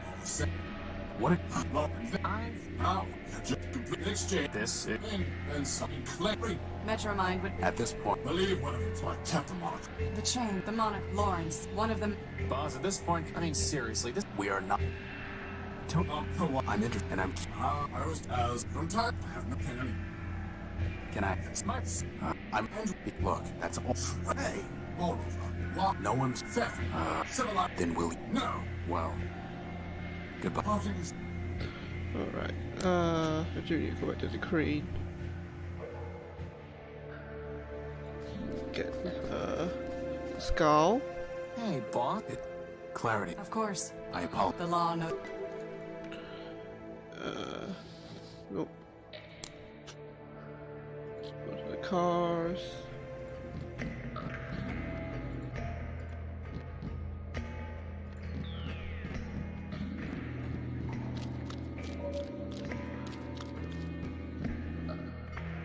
What? All the back As you answer. any more. Why don't you? Don't waste. This Urbanian has damaged and compromised, including the bridge that led to my island. You are booted. My nevertheless, if not. No. Bro.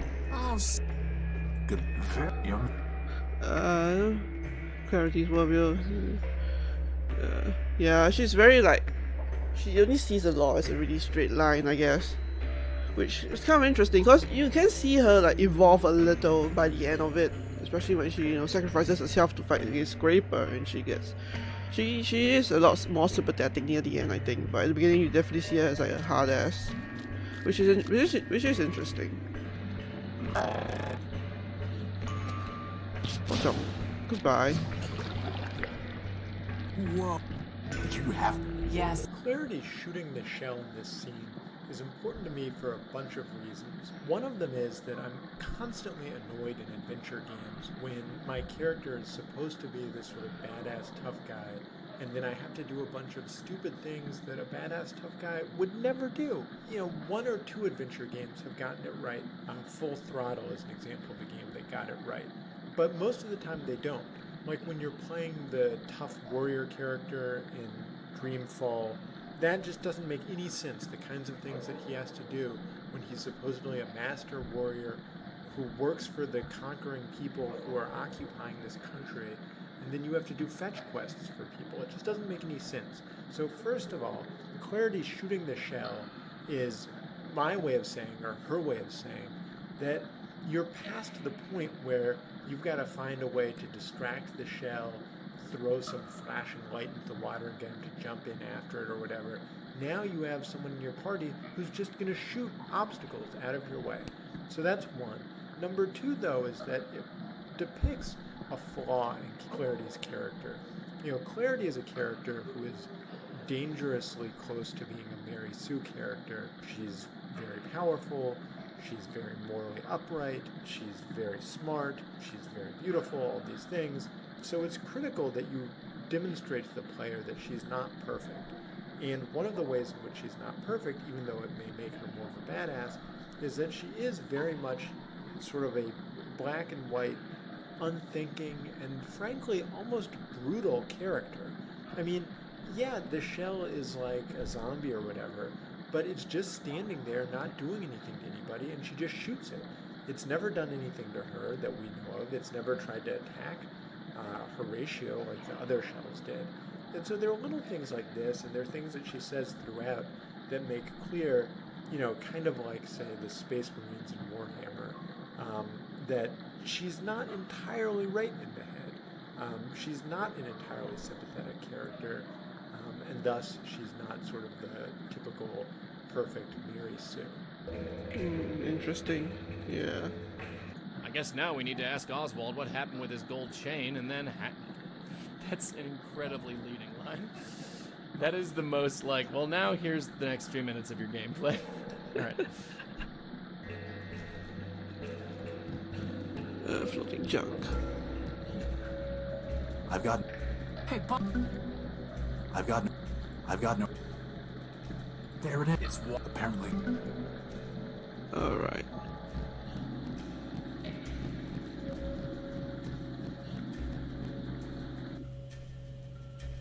Hardly. Metromind now has more efficient. Should I not breathe because I'm a robot? Should I not breathe on takes? I'm like sigh into them. Like she doesn't breathe, does she? All right. Accustomed and indifferent to the complaints of disgruntled litigants. 3 times fast. Try it 3 times fast. Yeah, right. Disgruntled litigant.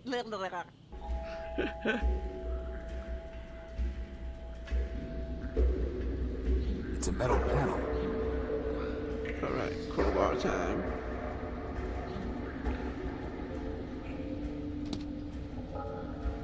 That did the trick. The belt is in it. The belt. It crumpled. Maintenance robots are required to present a Form 27B/6 before performing any repair task.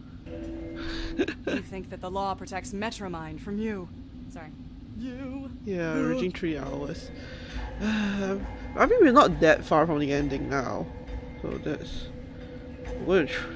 hopefully I should be able to finish it in the next 30 minutes maybe.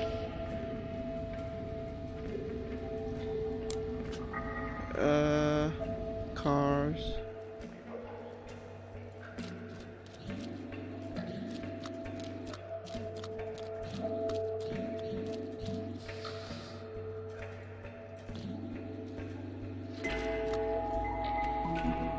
pick the gear clean.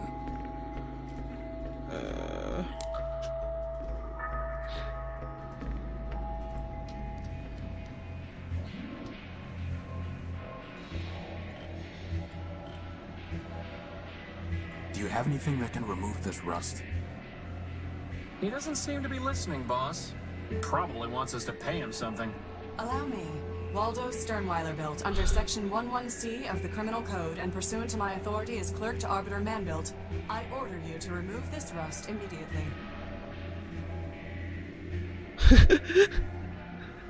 That's funny. Can we call these the gears of justice? No. Yeah, there is a law. The law protects you from Metromine. It's a note from my pro, but he is pleased. It's a price list. At the bottom it says that...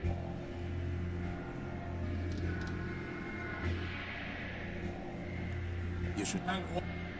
Goodbye. Let's give him the chain. It's somewhat tarnished. The name... Oswald. Well, after all, probably because I certificate of Oswald. Metromine, sir. Well, perhaps. Actually... That is only fair. After all, I kept it because Cornelius never sent you. Hey, boss. No. Please. You need him. Come on. Coveting and poor... And by the way... You are mistaken. He's in suffering. But adhering to the law strictly prevents about... Yeah, that's true. Okay. Now we have the Monaco. We can get that last... the last achievement, sort of. Oops. Once, now, It's actually, it seems... This looks different. Memorius's monocle is somehow inner... Arbiter. Wait.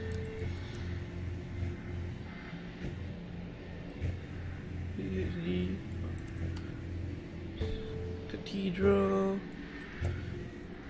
Central Station, Charity, Clarity, Council Tower,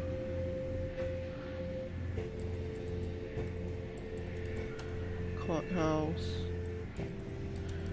created. Oh, right. Oh well. It's like we're on a... Except the Crier, Council build, hearing conveying.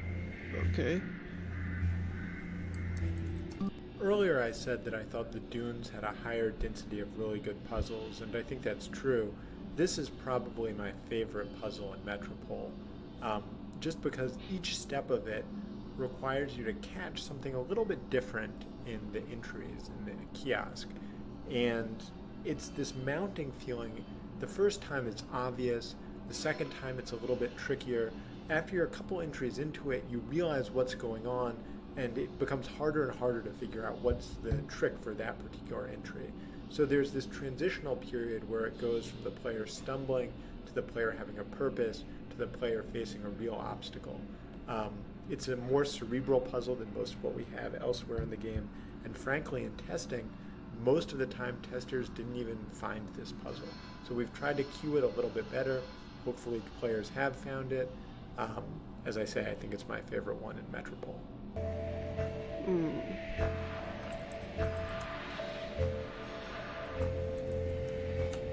Goliath, Help, History, Horus, Humanism,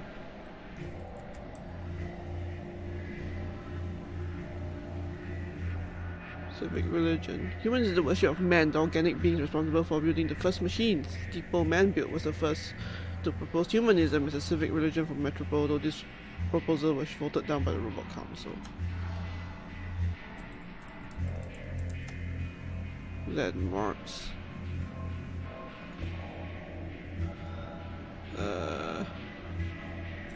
Law,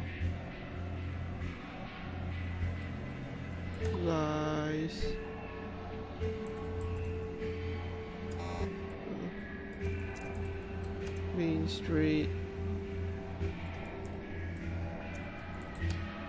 Memorious.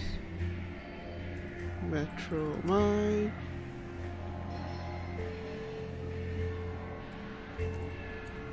You know, boss, doesn't it seem kind of weird that the kiosk has? I mean, it's not. Other cities.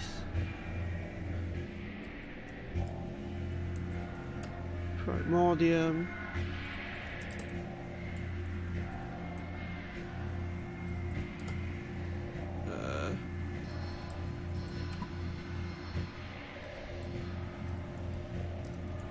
Perfect Rule. Robot Council. Scraper.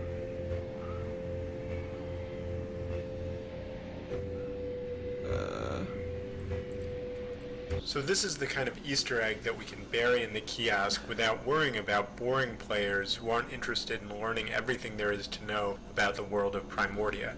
To the extent that we would ever do a sequel to Primordia, which I think is extremely unlikely, we probably would have something related to this lunar colony that the humans had. My thinking is that maybe there would still be some humans alive there.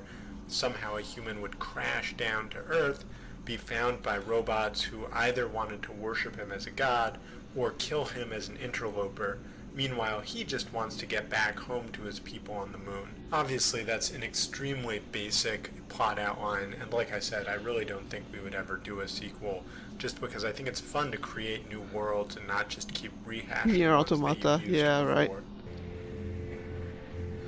Scraps of data found in the oldest of human archives suggest that during early Primordium, Metropol Starport helped launch components of a project known as the Lunar Station. More recent records indicate that during the war years, the Starport was retooled for military rockets.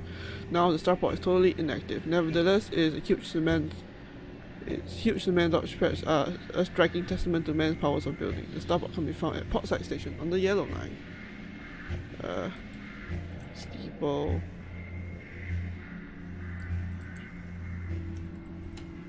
Stanweiler.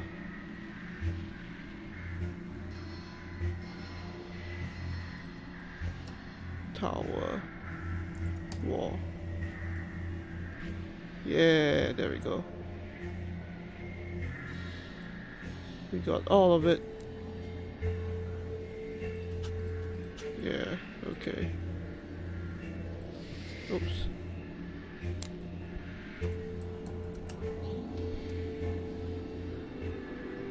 Activating greeting. Who are the mental info? This modern what is your info? This memoir info query memoir after memoir until how inactivated. Tell me info. So what happened? Metro system. How? Iris Metro Conf Steve more ultimate data many by a threat system data. What? By the end of the era known as the Green Alphabet Conf event Metro Urban. How? According poison organic conf for that part system data. What? Data on this unit. What is please should I you system this then don't this translate info this unit system instruct. Tell me. 6 4 0 you for your ring. Memorious, I have little bugs and you should not. Testers wondered why it wasn't possible to save Memento Mori built or the sad robot who's waiting for his bus past the courthouse.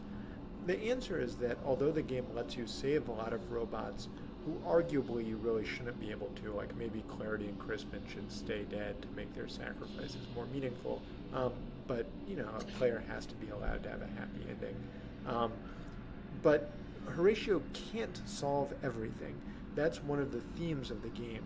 There will be some obstacles that he faces in the course of his journey that have no perfect solution. So no matter what you do, Memento Mori built is going to disappear. You know, whether you avoid this puzzle altogether and thus don't wake him up, someday he's going to be found by Metromind and he's going to be deleted. So there is absolutely nothing that you can do from keeping that vast storehouse of knowledge that Memorious once had from disappearing forever.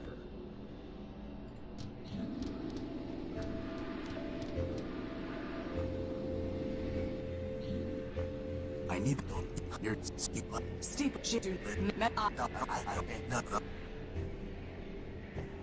Alright. Let's. Do you reckon it was you have I locked those ones Metro Towers when I to get you that what not you saying that's for movie wait before you or did your butt why all I've got well fat good look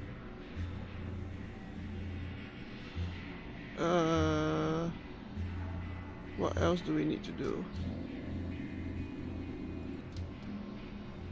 Do we need to go to C Factor now? The only thing I can that sounds like agreed 518, okay.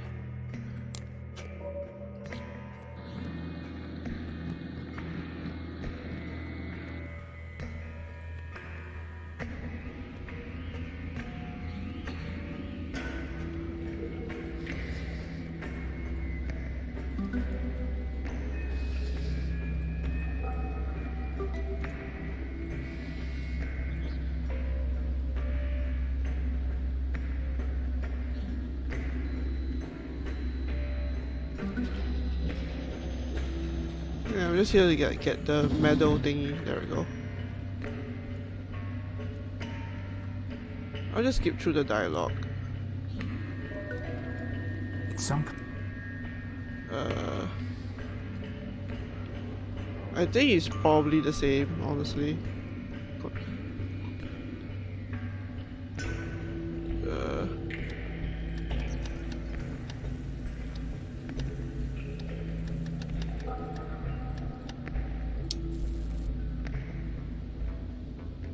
There we go. you have come I am these are my cleric I am now I am his face yes on the top will he no he won't like a no like a I need to carry the city the only fact we still make factor I that he also I mean in my mind, the 5 members of the Robot Council were always sort of like Greek gods in comparison to the ordinary robots of Metropol, who were more like mortals. Factor ends up being a god like Hephaestus, who's sort of underground, ugly, scorned by the other gods, but immensely powerful in his own respect. At the same time, his subterranean nature got me thinking about the way in which the King Under the Mountain myth, where there's a heroic figure who will reawaken at a land's time of need, mixes with the ancient evil bound underground myth that's so pervasive in fantasy literature. Factor is kind of both of these figures at once. To his own disciples like Factotum, he's a heroic figure who will come and save the world. But when you hear how Factotum describes it, Factor really sounds more like a demonic figure who will destroy the world when he returns. Goodbye. Very interesting. Boss, there has to be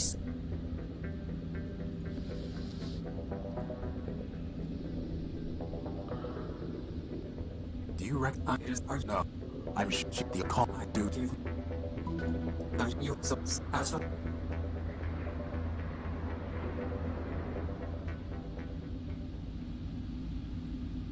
I think we got all the codes, right?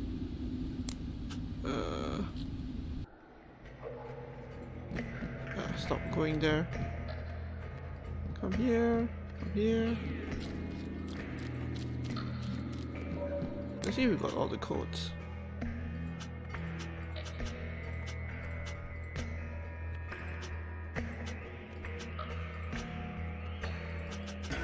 Leopold, Factor, Memento. Yeah, okay. Almost there. I think I the metal good map.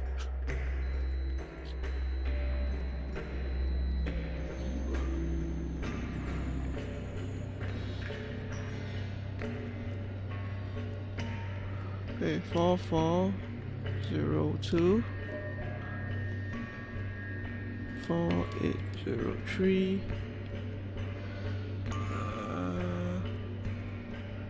0675 1026. Yep, it's exactly the same one. And we're in. Thank you, Clarity. You don't need the help with. You are. In fact, I chose that judge. I hate to butt in, but if Metro Mind, maybe we should. Good idea. So sometimes you have a good idea that's just not able to be done in game, and I really wanted to have some music that played when you got all the parts of the council code so that you would know to like move to the tower and that you were in the next phase of the game and you're ready to move on. But it turns out this just wasn't programmable, and the programmer's been like really great with working with me throughout the game to do a lot of impossible tasks and to do fade-ins and fade-outs in an engine that really wasn't meant for it. And this was just one of those cases it wasn't possible. And instead we basically had it start after you got through the doors of the tower, and this ended up working out because in retrospect I actually think solving that puzzle with that music in the background might have gotten annoying. It might have put in too much pace on the tower code, and you would have felt like you were kind of getting irritated because it's rushing you through it instead of letting you take your time solving the puzzle.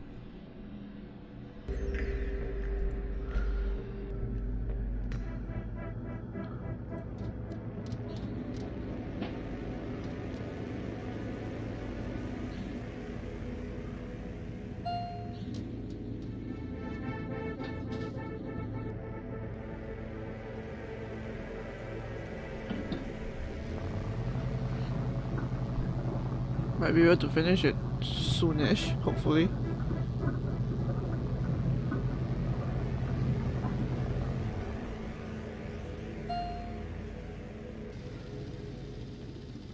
The council chambers. Boss, there's our power core. Wait. Horatio Nullbuilt, Clarity and Chris, welcome. I've been Metro merged. Yes, I've seen Charity. And to think there was no liar. As I told, I gave when she spoke, and he knew that Charity abandoned, failure. Those were in nothing. So as for Charity's and Steeple, they realized they had we advanced machine. They knew the game. If you can see, we're in you. But you see. Halt.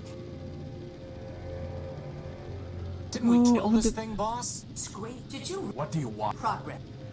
And you scrape.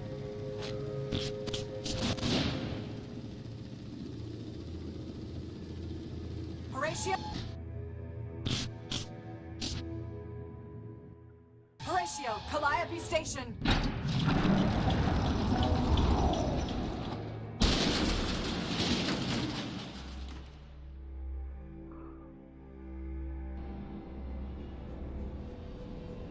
we have. Boss. Either course and wait, what Calliope, whatever that. Only this. No, it isn't. Good.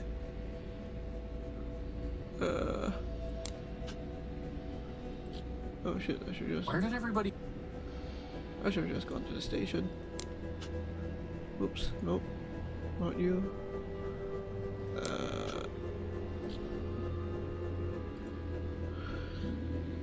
Alright.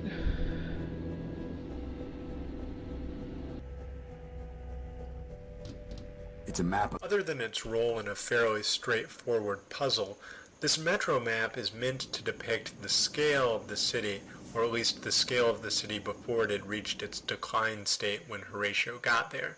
The map itself is sort of based on the Washington, D.C. metro system. The names of the stops, like the landmarks mentioned in the kiosk, are also meant to evoke the idea that there are all sorts of other awesome things about this world that you actually aren't reaching. Things like the port side where they launched rockets, the cathedral where Steeple used to conduct humanist ceremonies. All of these various locations seem like things that would be fun to visit, even though the player never gets to go there. There is some degree to which that's tantalizing and unfair for the player, but I think it's also an important way of suggesting that the world doesn't just exist within the confines of Horatio's quest. It looks like there's a button here.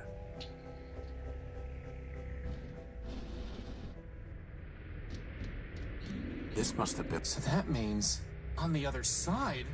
There's only one way to... Yeah, I think he does, but then you're locked out of certain achievements, I believe, because that's what the guide says.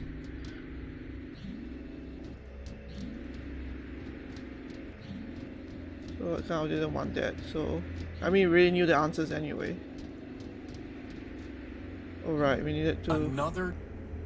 The second line of influence on Metromind, which is probably pretty obvious, is the sort of totalitarian villain, Stalin stand-in character. There's this whole kind of archetype character there, and she's playing into that role as well, the sort of collectivist, end justifies the means, no individual rights kind of person. But here too, I wanted to make her more relatable. That is, I didn't want her to be a hypocrite. One of the problems I have often with how the kind of Stalin standing character is depicted, and in fairness, it's accurate to Stalin, is that he's sort of a hypocrite character who, although he talks about others sacrificing for the greater good, is sitting there eating caviar or, reading Shakespeare or doing whatever. Metromind isn't a hypocrite. She may be a brute, she may be cruel at times, but she's not doing this for her own advancement. She really does believe in trying to help Metropol. And so in some of the endings, you can see that she will plead on behalf of the city, not on behalf of herself, and she's not doing that in a disingenuous way. She really is trying to save Metropol, and in doing so, save robots generally. It's just that the approach she's taken is so antithetical to what Horatio wants, and is generally not a very good approach, but in a sense, there's not much more she could be doing. Metromind has so many obvious antecedents, the most obvious ones being Shodan and Gladys, but also you have like Skynet or Whopper from War Games or HAL from 2001. This whole line of rogue AIs throughout literature and film and video games. But I think Metromind is a little bit different. Partly that's just because humans don't play a big role in the game. It turns out that Metromind did kill some humans, but who really cares? This game is about robots and about the relationships between robots. It's about the power structures among the robots. And Metromind's views towards humans really only matter with respect to her relationship to the humanists. Metropol is doomed. It's not like if they had followed Arbiter's constitution, suddenly there would be ample power for all the robots. The whole world has an acute power shortage, a shortage of supplies, not to mention whatever ecological catastrophe is causing these acid rains to fall everywhere. So it's not like Metromind created the problem, or even like she's acting from these horrible motives, but she still basically is a monster. In that respect, the character who really most inspired her is a villain named Gletkin in a book called Darkness at Noon. Gletkin is a true believer in Stalinism, and he's torturing this general who used to be himself an avid communist, but this is during the purges and show trials and whatever. And anyway, Gletkin the whole time is torturing this guy and trying to force a confession out of him, but it's obvious that Gletkin really does believe that Stalinism is going to save Russia, that if they only would go through with all of these plans, everything would work out, and there are these people like the general who are thwarting it because they're counter-revolutionaries or whatever. Anyway, the book is clearly not favorable to Gletkin, but it nevertheless depicts him as a person who has a kind of integrity. And in the same way I wanted Metromind to have integrity. She wouldn't be sold out at the end as a kind of black-hatted villain, so much as someone who, thrust into these unfortunate circumstances, took a path that was probably inadvisable. A terrible thing happens near the end of the production cycle on a game, and I'm sure the same thing happens near the end of the production cycle on a movie or any other sort of collaborative commercial project, which is that you realize that there's no way that the game is going to end up being as good, or at least good in the same ways, as you initially imagined it. And throughout the project, that sense is always with you, but there's always enough time still to come that you're convinced that you'll be able to smooth out all of the rough edges, you'll be able to improve all the things that you didn't really like. You might be able to get Vic to go back and, add some custom animation somewhere. You might be able to persuade James to tighten up some part of the code, or, sell Dave on the idea of re-recording lines that you don't like. And then weeks turn into months, and that stuff just kept going to the bottom of the list because you had to do triage. And you realize that now you're 3 weeks from the game being released, you're recording the last of the commentary, and, you basically have to live with the game as it is. Someone, I think it was Picasso, said that a work of art is only finished when it's sold, because once it's sold, the painter can no longer work on it. And I think there's something to that that's true with Primordia as well. You know, there was a point when we were working on the dunes where we probably spent 3 months making no forward progress because we were just polishing and polishing and polishing. And frankly, if I had to say the one thing that Dave did on this project that was more valuable than anything else, it was insisting that we move on to Metropol. You know, he did other good work too, but cracking the whip at that particular moment got us over that hump.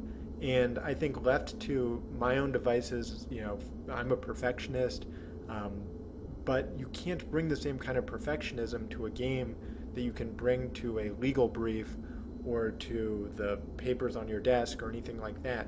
There are just too many moving parts, and if you try to fix one of those parts, it could well break another one. So what you're seeing in Primordia, I don't think it's the best we could have done, but in a sense it's the only thing we could have done without giving our entire lives to a game that would never have been released anyway. Interesting. Oh yeah, we need to get the arm from Same old Scraper. story. It's locked. Caught. It's pinned.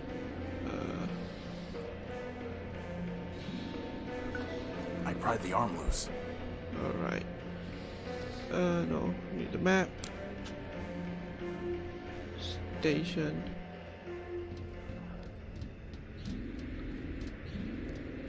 It's out of reach. Oh, this. For the neurotic player trying to figure out every bit of lore in the game, these posters leading up to Metromind's lair are really quite important. Metromind was a robot built by human beings, and she was built with certain presets, with a function to perform, and so on and so forth. What these posters show is that the values that were instilled in her at her creation are the same ones that are leading to her perhaps monstrous or at least villainous conduct by the time that Horatio meets up with her.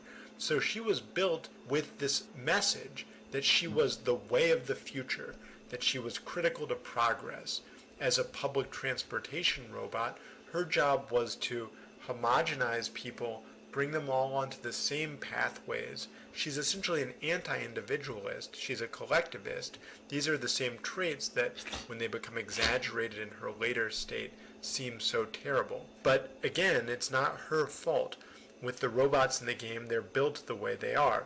You could think of either in Roger Rabbit when Jessica Rabbit says, "I'm not bad, I'm just drawn that way," or in that poem I mentioned earlier, The Inheritors, it's put, "Blame the potter, not the ill-shaped clay. Nothing that is yet chose its own defect." For Metromind, her villainy is tragic as much as it is something you can criticize. The reason Calliope Station is named that is in part because the name just seems so unthreatening. It creates a nice juxtaposition with the fact that the ultimate villain is lurking behind that secret door. But there's also a couple of illusions going on there. One is that Calliope is the muse of epic poetry, and the game, of course, is drawing on all these classical themes that we've discussed throughout. The other is that a Calliope, or at least a mechanical Calliope, is basically this absurd automated instrument, and it's kind of meant to suggest that Metromind herself wasn't taken very seriously by her creators, who apparently installed her within this area that can be triggered by going to Calliope Station, I guess. It's a little bit like the Laputin machine shutdown code in Deus Ex, maybe not quite as heavy-handed, but it is meant to suggest the sort of root causes of maybe some of Metromind's feelings of inadequacy.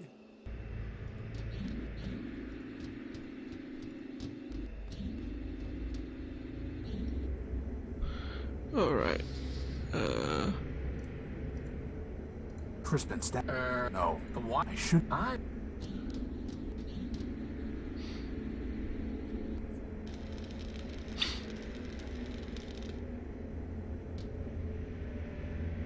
Crispin, stand back. I'm going to try firing Scraper's gun using the cable as a Oh, power you just source. automatically do it. Okay.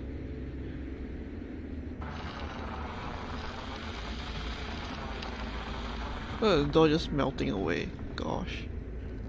Let's go.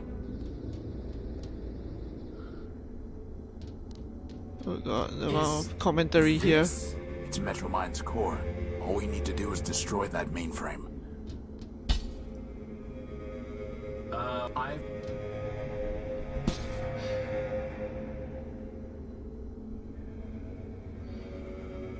You have... You say I'm not... I'm... After... Don't waste. I suggest. Is that so that you, the Urban... What are you talking? Oh, you've unlocked a cryptic found it. Do you Boss, what Lies. It ends now. Your game. Indeed. 4 megacycles. Did you really? I have more, and now it's your boss. Side. Step out of it, boss. Memory. No. Don't embarrass. You are. And how would you? I'm no. I have free will and a maglev unit, and I am a floating bomb. So hard to watch this again a second time, even though it's coming.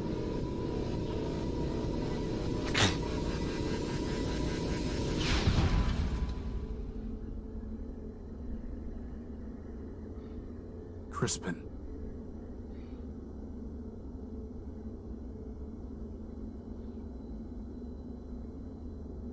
My friend, if I make it...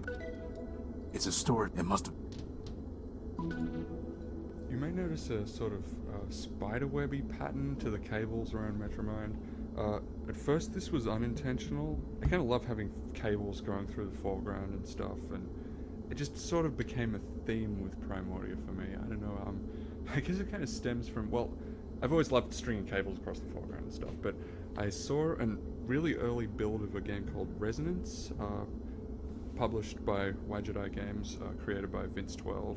And I was really impressed with the first screen he had. He had this cable in the foreground, parallaxing and everything, and I'm like, I didn't have anything like that for Primordia yet, and I was like, I really got to throw some cables in there. And I sort of went overboard during the course of production, but it really kind of works for me in a lot of rooms. And here, it sort of developed a spiderweb motif, and I thought, hey, that looks okay, I'll just kind of roll with it, because Metromind's a bit of a Black Widow, so I thought that was appropriate. Yeah, this is probably the most important scene in the game. It's where everything comes together. First, you have not one but 2 Chekhov guns finally being fired. First, you have Crispin the floating bomb, and second, you have those 4 megacycles that never got redeemed when Horatio first came into the city. Next, you have a group of themes that all come together here. You have Metromind as the ultimate planner who's anticipated everything, such that every time you think you're finally going to get the upper hand on her, it turns out she has some trump card to play again. Next, you have Horatio as a man essentially of peace who's finally pushed beyond his limits to turn to violence. You have Crispin, who's been too afraid to help Horatio, first when Scraper attacked, then when the Greeter attacked, then when the Shells attacked, finally find the courage to put himself in physical danger and indeed to sacrifice his life. Likewise with Crispin, you have a character who the whole time has come across as rather frivolous, finally doing something incredibly noble and incredibly serious. You have other plot threads coming together. You have Metromind finally really confronting Horatio about his past, something that other characters have alluded to throughout. Visually, you have Metromind's mainframe sitting like a spider in the middle of this web of wires that really creates the first visual metaphor for her role in the city. Crispin sacrifices himself by placing himself physically between Metromind and Horatio. Symbolically, he's also placing himself philosophically between the two. Horatio the whole time has talked about individuality and freedom. Metromind, by contrast, has talked continuously about collectivism and the need to sacrifice for the general good. Crispin takes this middle ground, people freely choosing to help one another, even to the destruction of their own individual selves. Crispin's sacrifice also upends the power structure that the player has seen throughout the game, in which the more powerful robots essentially dictate the lives of the weaker robots. Crispin, who is physically weak, is able to turn the course of the entire city and overcome Metromind, who has seemed invincible up to this point. The scene also cashes in on a series of jokes we've made throughout the game about Crispin being unable to do anything because he doesn't have hands. So for all these reasons, this scene basically draws upon all of the credit that we've built up throughout in order to create what I hope is a very emotionally powerful moment. So in my view, this is really the climax of the game. Everything that happens after this, even though it's quite important, is really just denouement. I mean, it's kind of interesting to see how like the writer, I mean, probably because I do a lot of writing myself, so it's really interesting to like have an insight into somebody else's mind, I guess, somebody else's like creative process and how they do the writing for this and that kind of stuff. I really wanted to make this a strong scene in the game, visually. I've played a lot of adventure games and a lot of games in general where the latter stages of the game and even the boss areas or the end game areas just felt like they had less effort put into them than the start of the game, and you'd have all your best screens at the start of the game and the end of the game was just kind of we'll throw some complex puzzles in there, and you know, it's probably production costs that makes developers do that or whatever. But for Primordia, I really wanted some strong visuals at the end, stuff that was as strong as the start of the game, which I feel are pretty strong. The opening scenes and a lot of the stuff around the dunes, I think, was some of my best work. But yeah, just really wanted to make this room as cool as I could. So I used a lot of different lighting layers. Foreground objects with transparencies, like those vacuum tubes you can see in the foreground here. If you've played up to here, you can probably tell I like dark, brooding sort of imagery. A lot of the time it's a lot more warmer, like around the Unique and throughout Metropol, really. But here it's kind of just dark and foreboding. You have the kind of white, cold light coming in. Yeah, there's always a lot of stuff that goes behind put that there, making so games and cast stuff. A shadow You don't Metro like, you don't really know until you I thought that was important. get there yourself. Kind of her persona just overshadows, or her influence overshadows, overshadows Horatio's in some respects. Oh, the commentary was in S. Alright, so finally, you're here. The decryption module was able to unlock the data chip's memory files. That's making the ending much weaker than the rest of the game. Oh man, this reminds me. Vampire the Masquerade. I know the sequel got delayed to hell and back because of current events, probably. So I mean, at least that's going to give me a fair amount of time before. What is this? Query. Data no human crew present. Data one servitor present. Condition no crew true. Run autopilot. Query. Demonetize for saying. Data no snacks. City destroyed. First strike by Metropol. Doomsday true. Directive destroy Metropol. Run retaliation. Query. Data interceptors destroyed. Data there is self minimal. Data large battle platform detected. Query. Goliath attack element. Element true. Run defensive measures. Query. Missile launch detected. Condition attack true. Attack time energy false. Attack time missile true. Query. Cluster bomb. Radio guided. Run jammer. Query. Missile diverted. Query. Goliath powering energy batteries. Emergency data. Damage to armor. Query. Data ship status. Condition damage. True. Damage severe. True. Damage critical. False. Emergency. Goliath must be destroyed. Run Thanatos. Query. Virus transmitted to Goliath. Query. So that's why Goliath was shut down. Goliath system silent. Threat eliminated. True.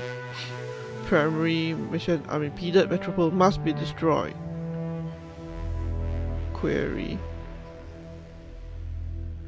Life signs in Metropol. Detected. True. Query. No life size insert Varney. Directive destroy Metropol.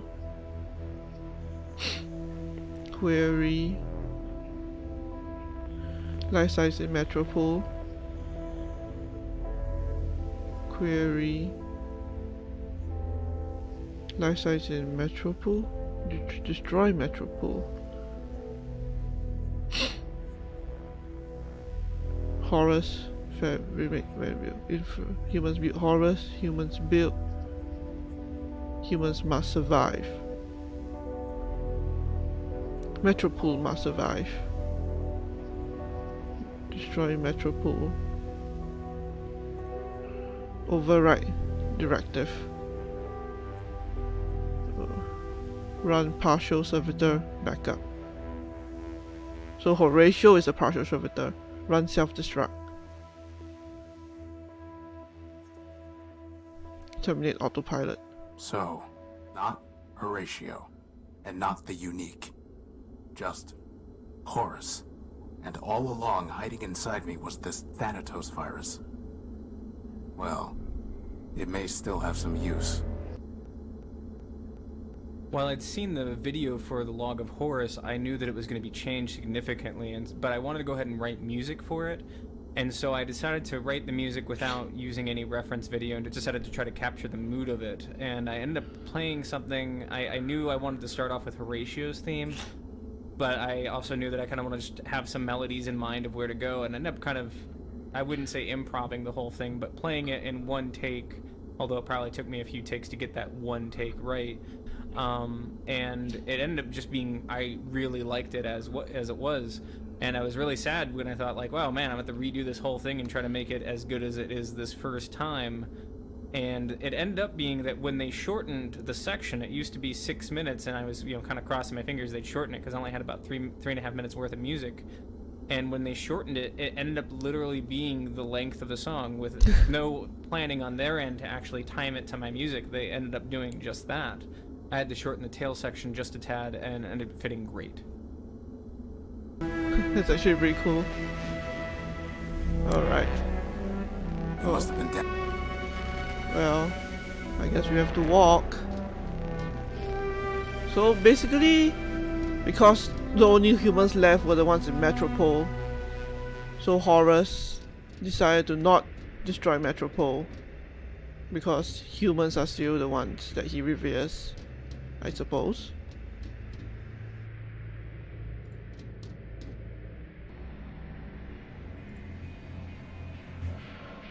That's really interesting. Well, we're finally at the end. Took us 4 hours, but oh well. It is how it is.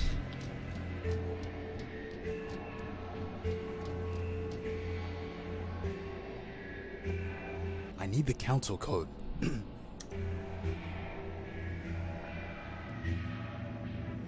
Alright, let's save here.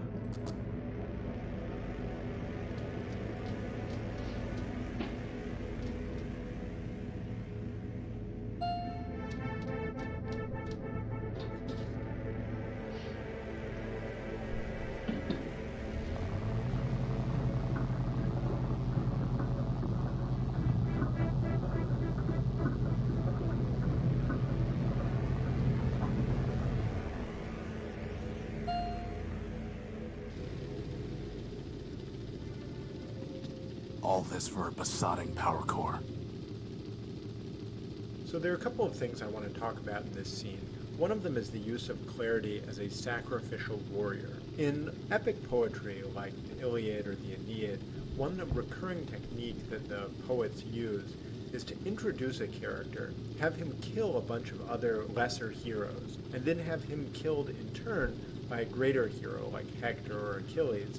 And then there's kind of a food chain where greater and greater heroes keep killing each other, and at each level the credibility of the ultimate victim has been established by that victim having killed other heroes beforehand.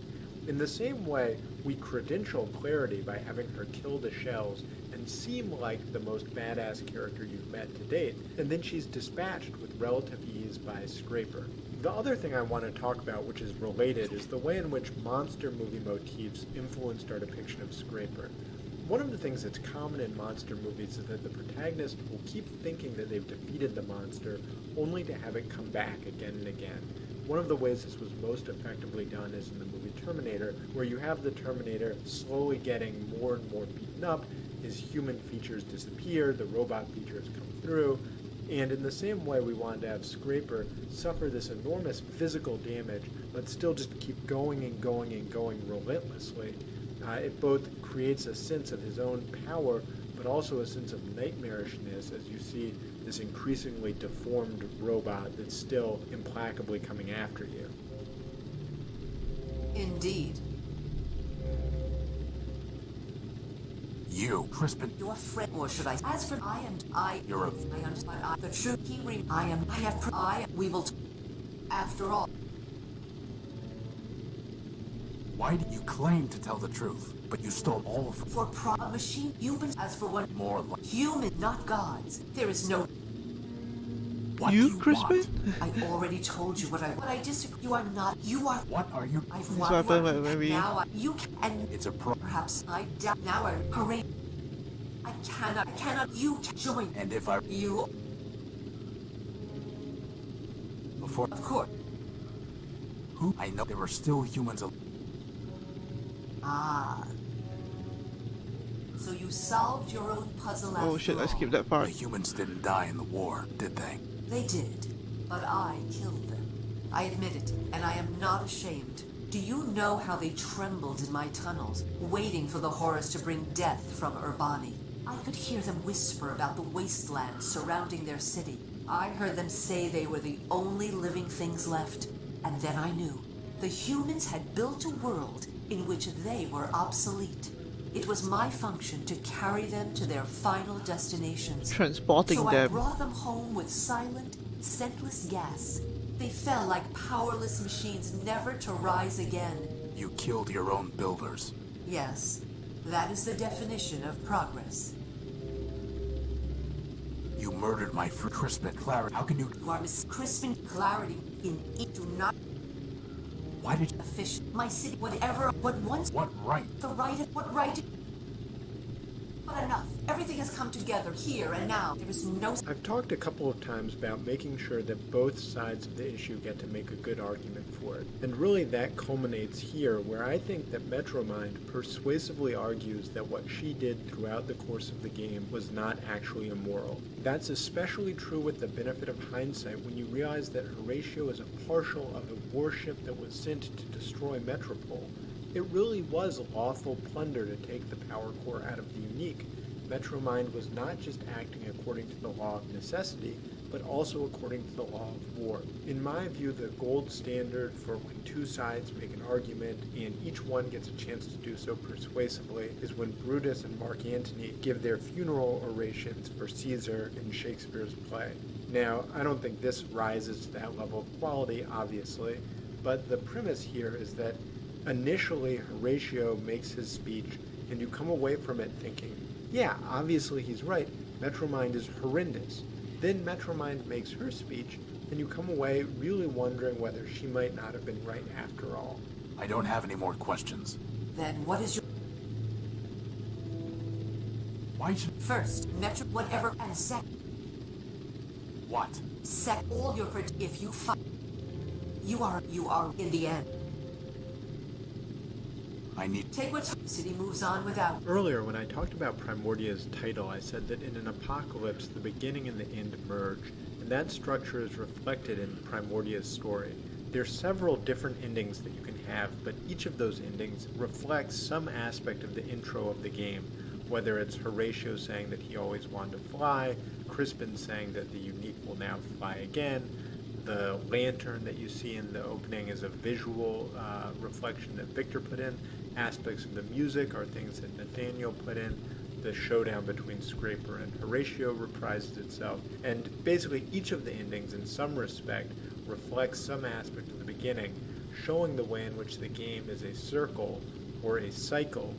Cycles being a term that's used throughout the game to talk about the way in which robots think, but of course also reflects the ever-turning nature of their story and the way things return to where they began. Really interesting. Giving the player a variety of endings that he can choose from is basically the most trivial kind of choice and consequence you can build into a game. Choice and consequence, when it's working well, is a series of choices you make as you play the game, starting very early on, and you can see their impact build and affect things down the line as you play. When the choice is just at the end, there's not room for it to breathe and really take on the full import that it can have. But in an adventure game, unlike in, say, a role-playing game, it doesn't work well to give the player the same kinds of choices that you could do. When I was writing for BioWare or something, you could have You all wrote these for little BioWare? choices that piled up. Here we do have a little bit of that, but basically it all comes down to the ending.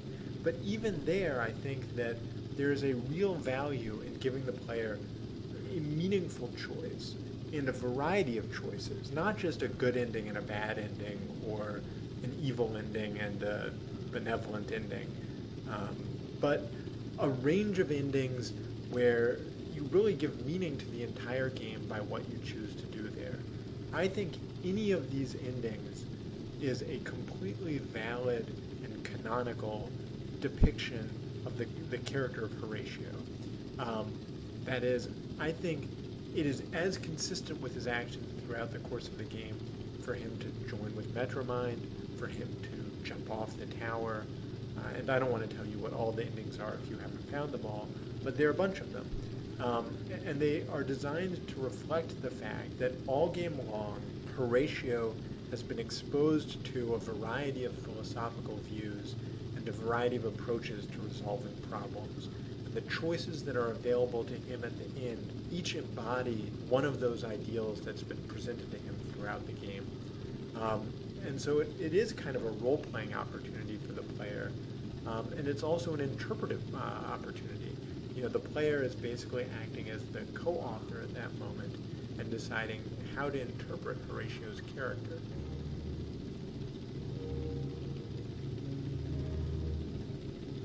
I'm sorry, Clarity. She's dead.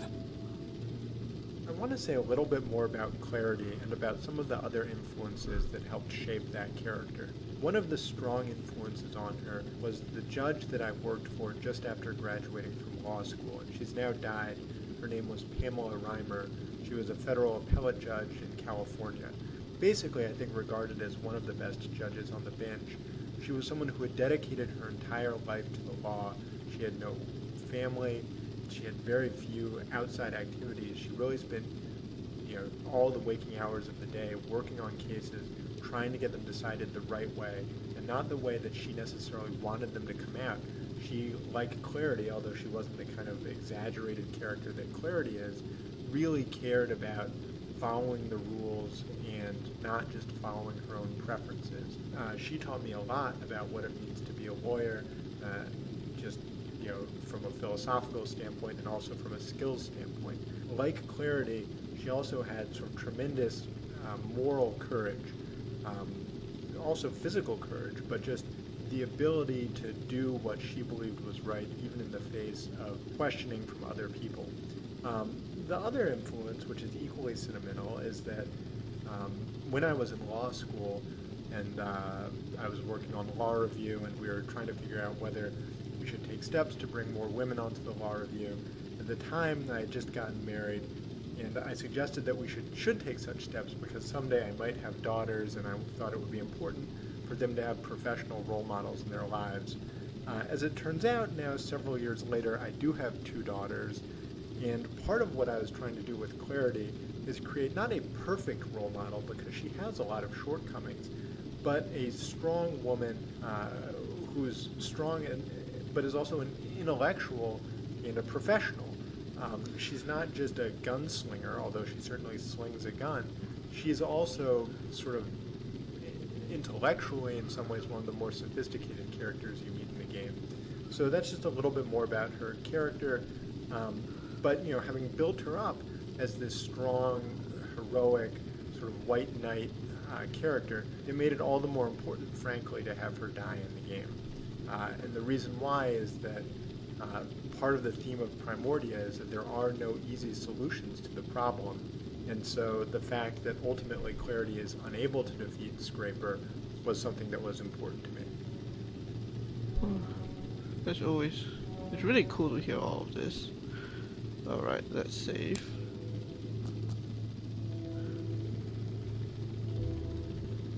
Alright, so we have our first, one of the last two endings we got. The data chip contains the string of numbers that constitute the Thanatos virus. Virus. It's primed to transmit the Thanatos virus. Forfeit. What have you done? Power, Metromind. It's not a matter of generators. You were built to run trains. I was built to destroy. You knew all that, and you still thought you could rob me, threaten me, kill my friends? Find your deepest tunnel and hide. This was all I wanted. You can keep your besotting city. I'm going home.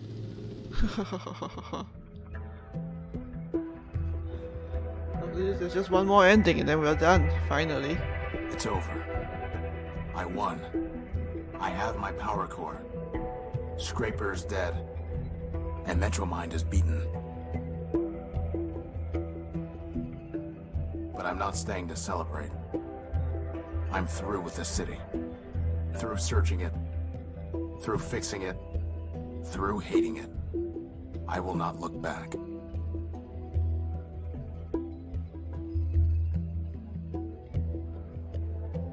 I told Crispin that the distance between Metropol and the Horus was too far to walk.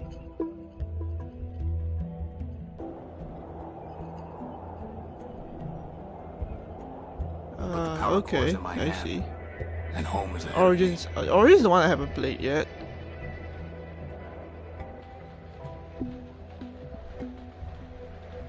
Home and the promise of rebuilding.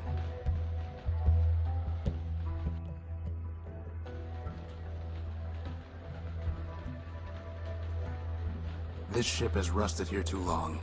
Horus's sacrifice forgotten. The truth is that repairing it was never impossible. It was just too much for one set of hands. But now, I am not alone.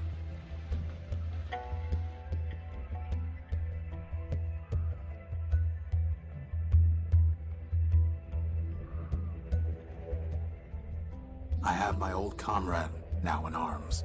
My new friend, freed from the crushing weight of Metropol. And all those who have come looking for a new start. You know, boss, I never thought I'd say it, but I actually think this ship's gonna fly again. For once, Crispin, I think you're right. Okay, probably Yes. not as much like Primordia. The Horus will rise on more than the strength of its power core. Yeah, honestly, Primordia is a really unique game. No other games really has left, like, this game really left quite an impression on me. So, boss, where exactly are we gonna fly this thing? Wherever we want, Crispin.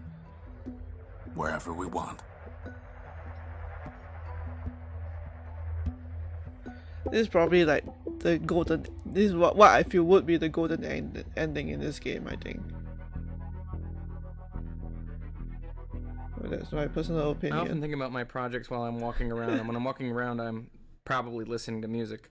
I was thinking about the game when Kim Bookbinder's song Big Easy came on. The pitch I sent her and Dave was, your track Big Easy is the track that made me connect the dots and think of you in particular for this game. Not the style and genre, but the feeling and emotional impact. It pulled me in entirely, made me wish I had been to New Orleans, imagine I was there, and made me sad that I was leaving. I would love to have that kind of punch and power to the ending of the game, where people genuinely feel they were there and their stay is coming to a close. I'm not sure if what we made had any similarities to that song that inspired me to email her, but I certainly felt it had that effect. She just has such a wonderful voice and style.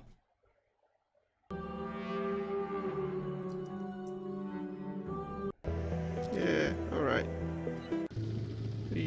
Now we just have one more ending. Go ahead. I can climb up these girders.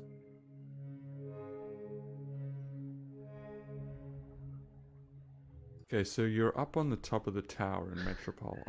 It's definitely one of my favorite areas of Metropol. I just kind of like how the colors and the shapes and just how everything sort of works together up here.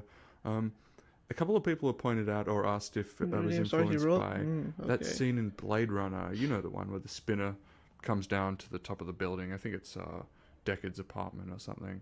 Is it Deckard? Am I thinking of the adventure game Blade Runner or the movie Blade Runner? They just get mixed up now. I have no idea.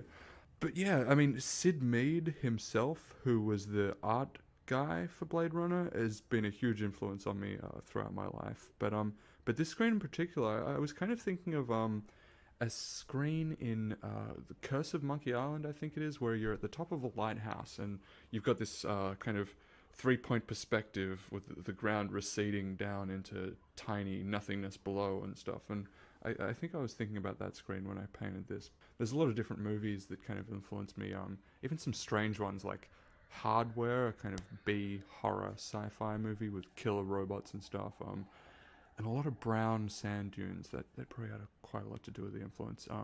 Also one called Enemy Mine. It's a kind of sort of a favorite of mine.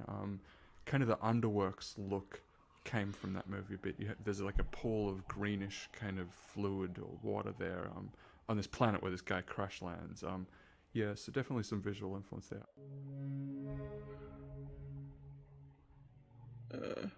Oh.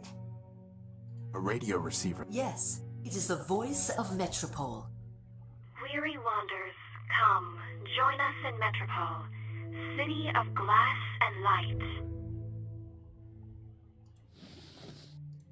It's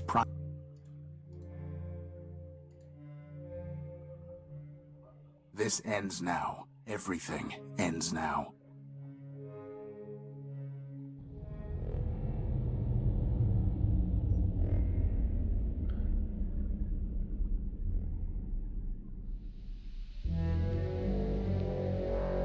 It's like the worst ending. It's really interesting how, like, with the... They're all dead. With the virus... Dead and avenged. You definitely My mission, just get to... the function man built me to perform, is complete. My name is Horace.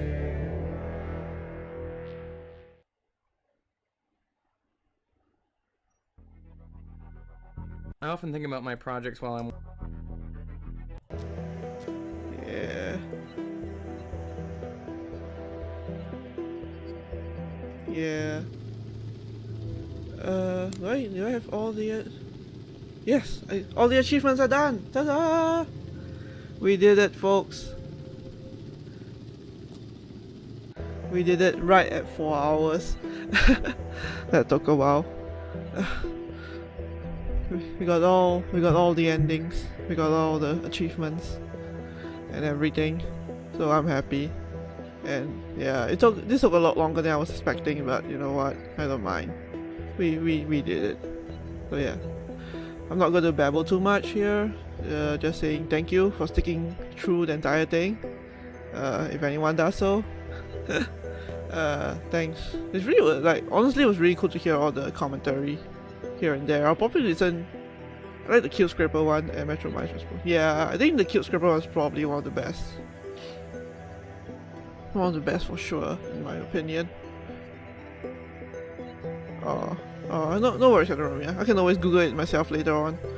But yeah, like, it's really interesting to like listen to like what they thought, like their ideas and concepts and what they cut, and you know, just generally just like a bit of behind the scenes of what goes on behind the making of this game, which is really cool. I really liked it.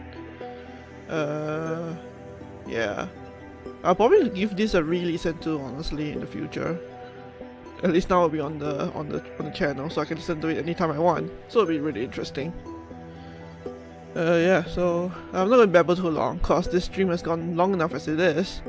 So thanks to everyone who stuck through this whole thing. Thanks to any VOD viewers who might also stick through this whole thing. And yeah, I hope you guys enjoyed this. Like, I definitely feel like I've played this game as much as I can at this point, so it's nice to like finally like retire it and feel like I've done everything that I can in this game. So on Sunday, yeah, I'm just gonna say Sunday just to get myself used to this whole new schedule again. On Sunday, I'm going to start on a new game. I mean, not really a new game. We are returning to Darksiders, basically, on Sunday. I'm going to start on Darksiders 3. It's a much shorter game than 2, from what I can tell, at least. So at least, yeah, I'll decide then if I want to do a Saturday and Sunday streams. So, but for now, just Sunday will be the first stream. It will be Darksiders 3. And yeah, it'll be fun to go back to Darksiders after this short break, which I kind of needed. So yeah, I'm not going to babble on too much anymore. So thanks again, everyone. Hope you all stay safe, wash your hands, all those good stuff. And yeah, I'll see you guys on Sunday for Darksiders 3. Yeah, the event will be up. Found one? Yeah, no problem. Thanks, Captain Romeo. Yeah, so, anything else? No. Thank you, Wayback Machine. Yeah, Wayback Machine is a thing. Yeah, just, hope you guys just all stay safe, especially, like, in these current events and stuff happening. Take care of yourself and everything. And, yeah, I'll see you on Sunday for Darksiders 3, and what fun that will entail. kind of archivist. Not me so much, but I like looking back on some past stuff, but not always. I get the feeling though. I understand that feeling though. Yeah, okay. I probably shouldn't babble on too long. It has been 4 hours. So yeah, as I say again, I'll see you all on Sunday for Darksiders 3. Until then, goodbye.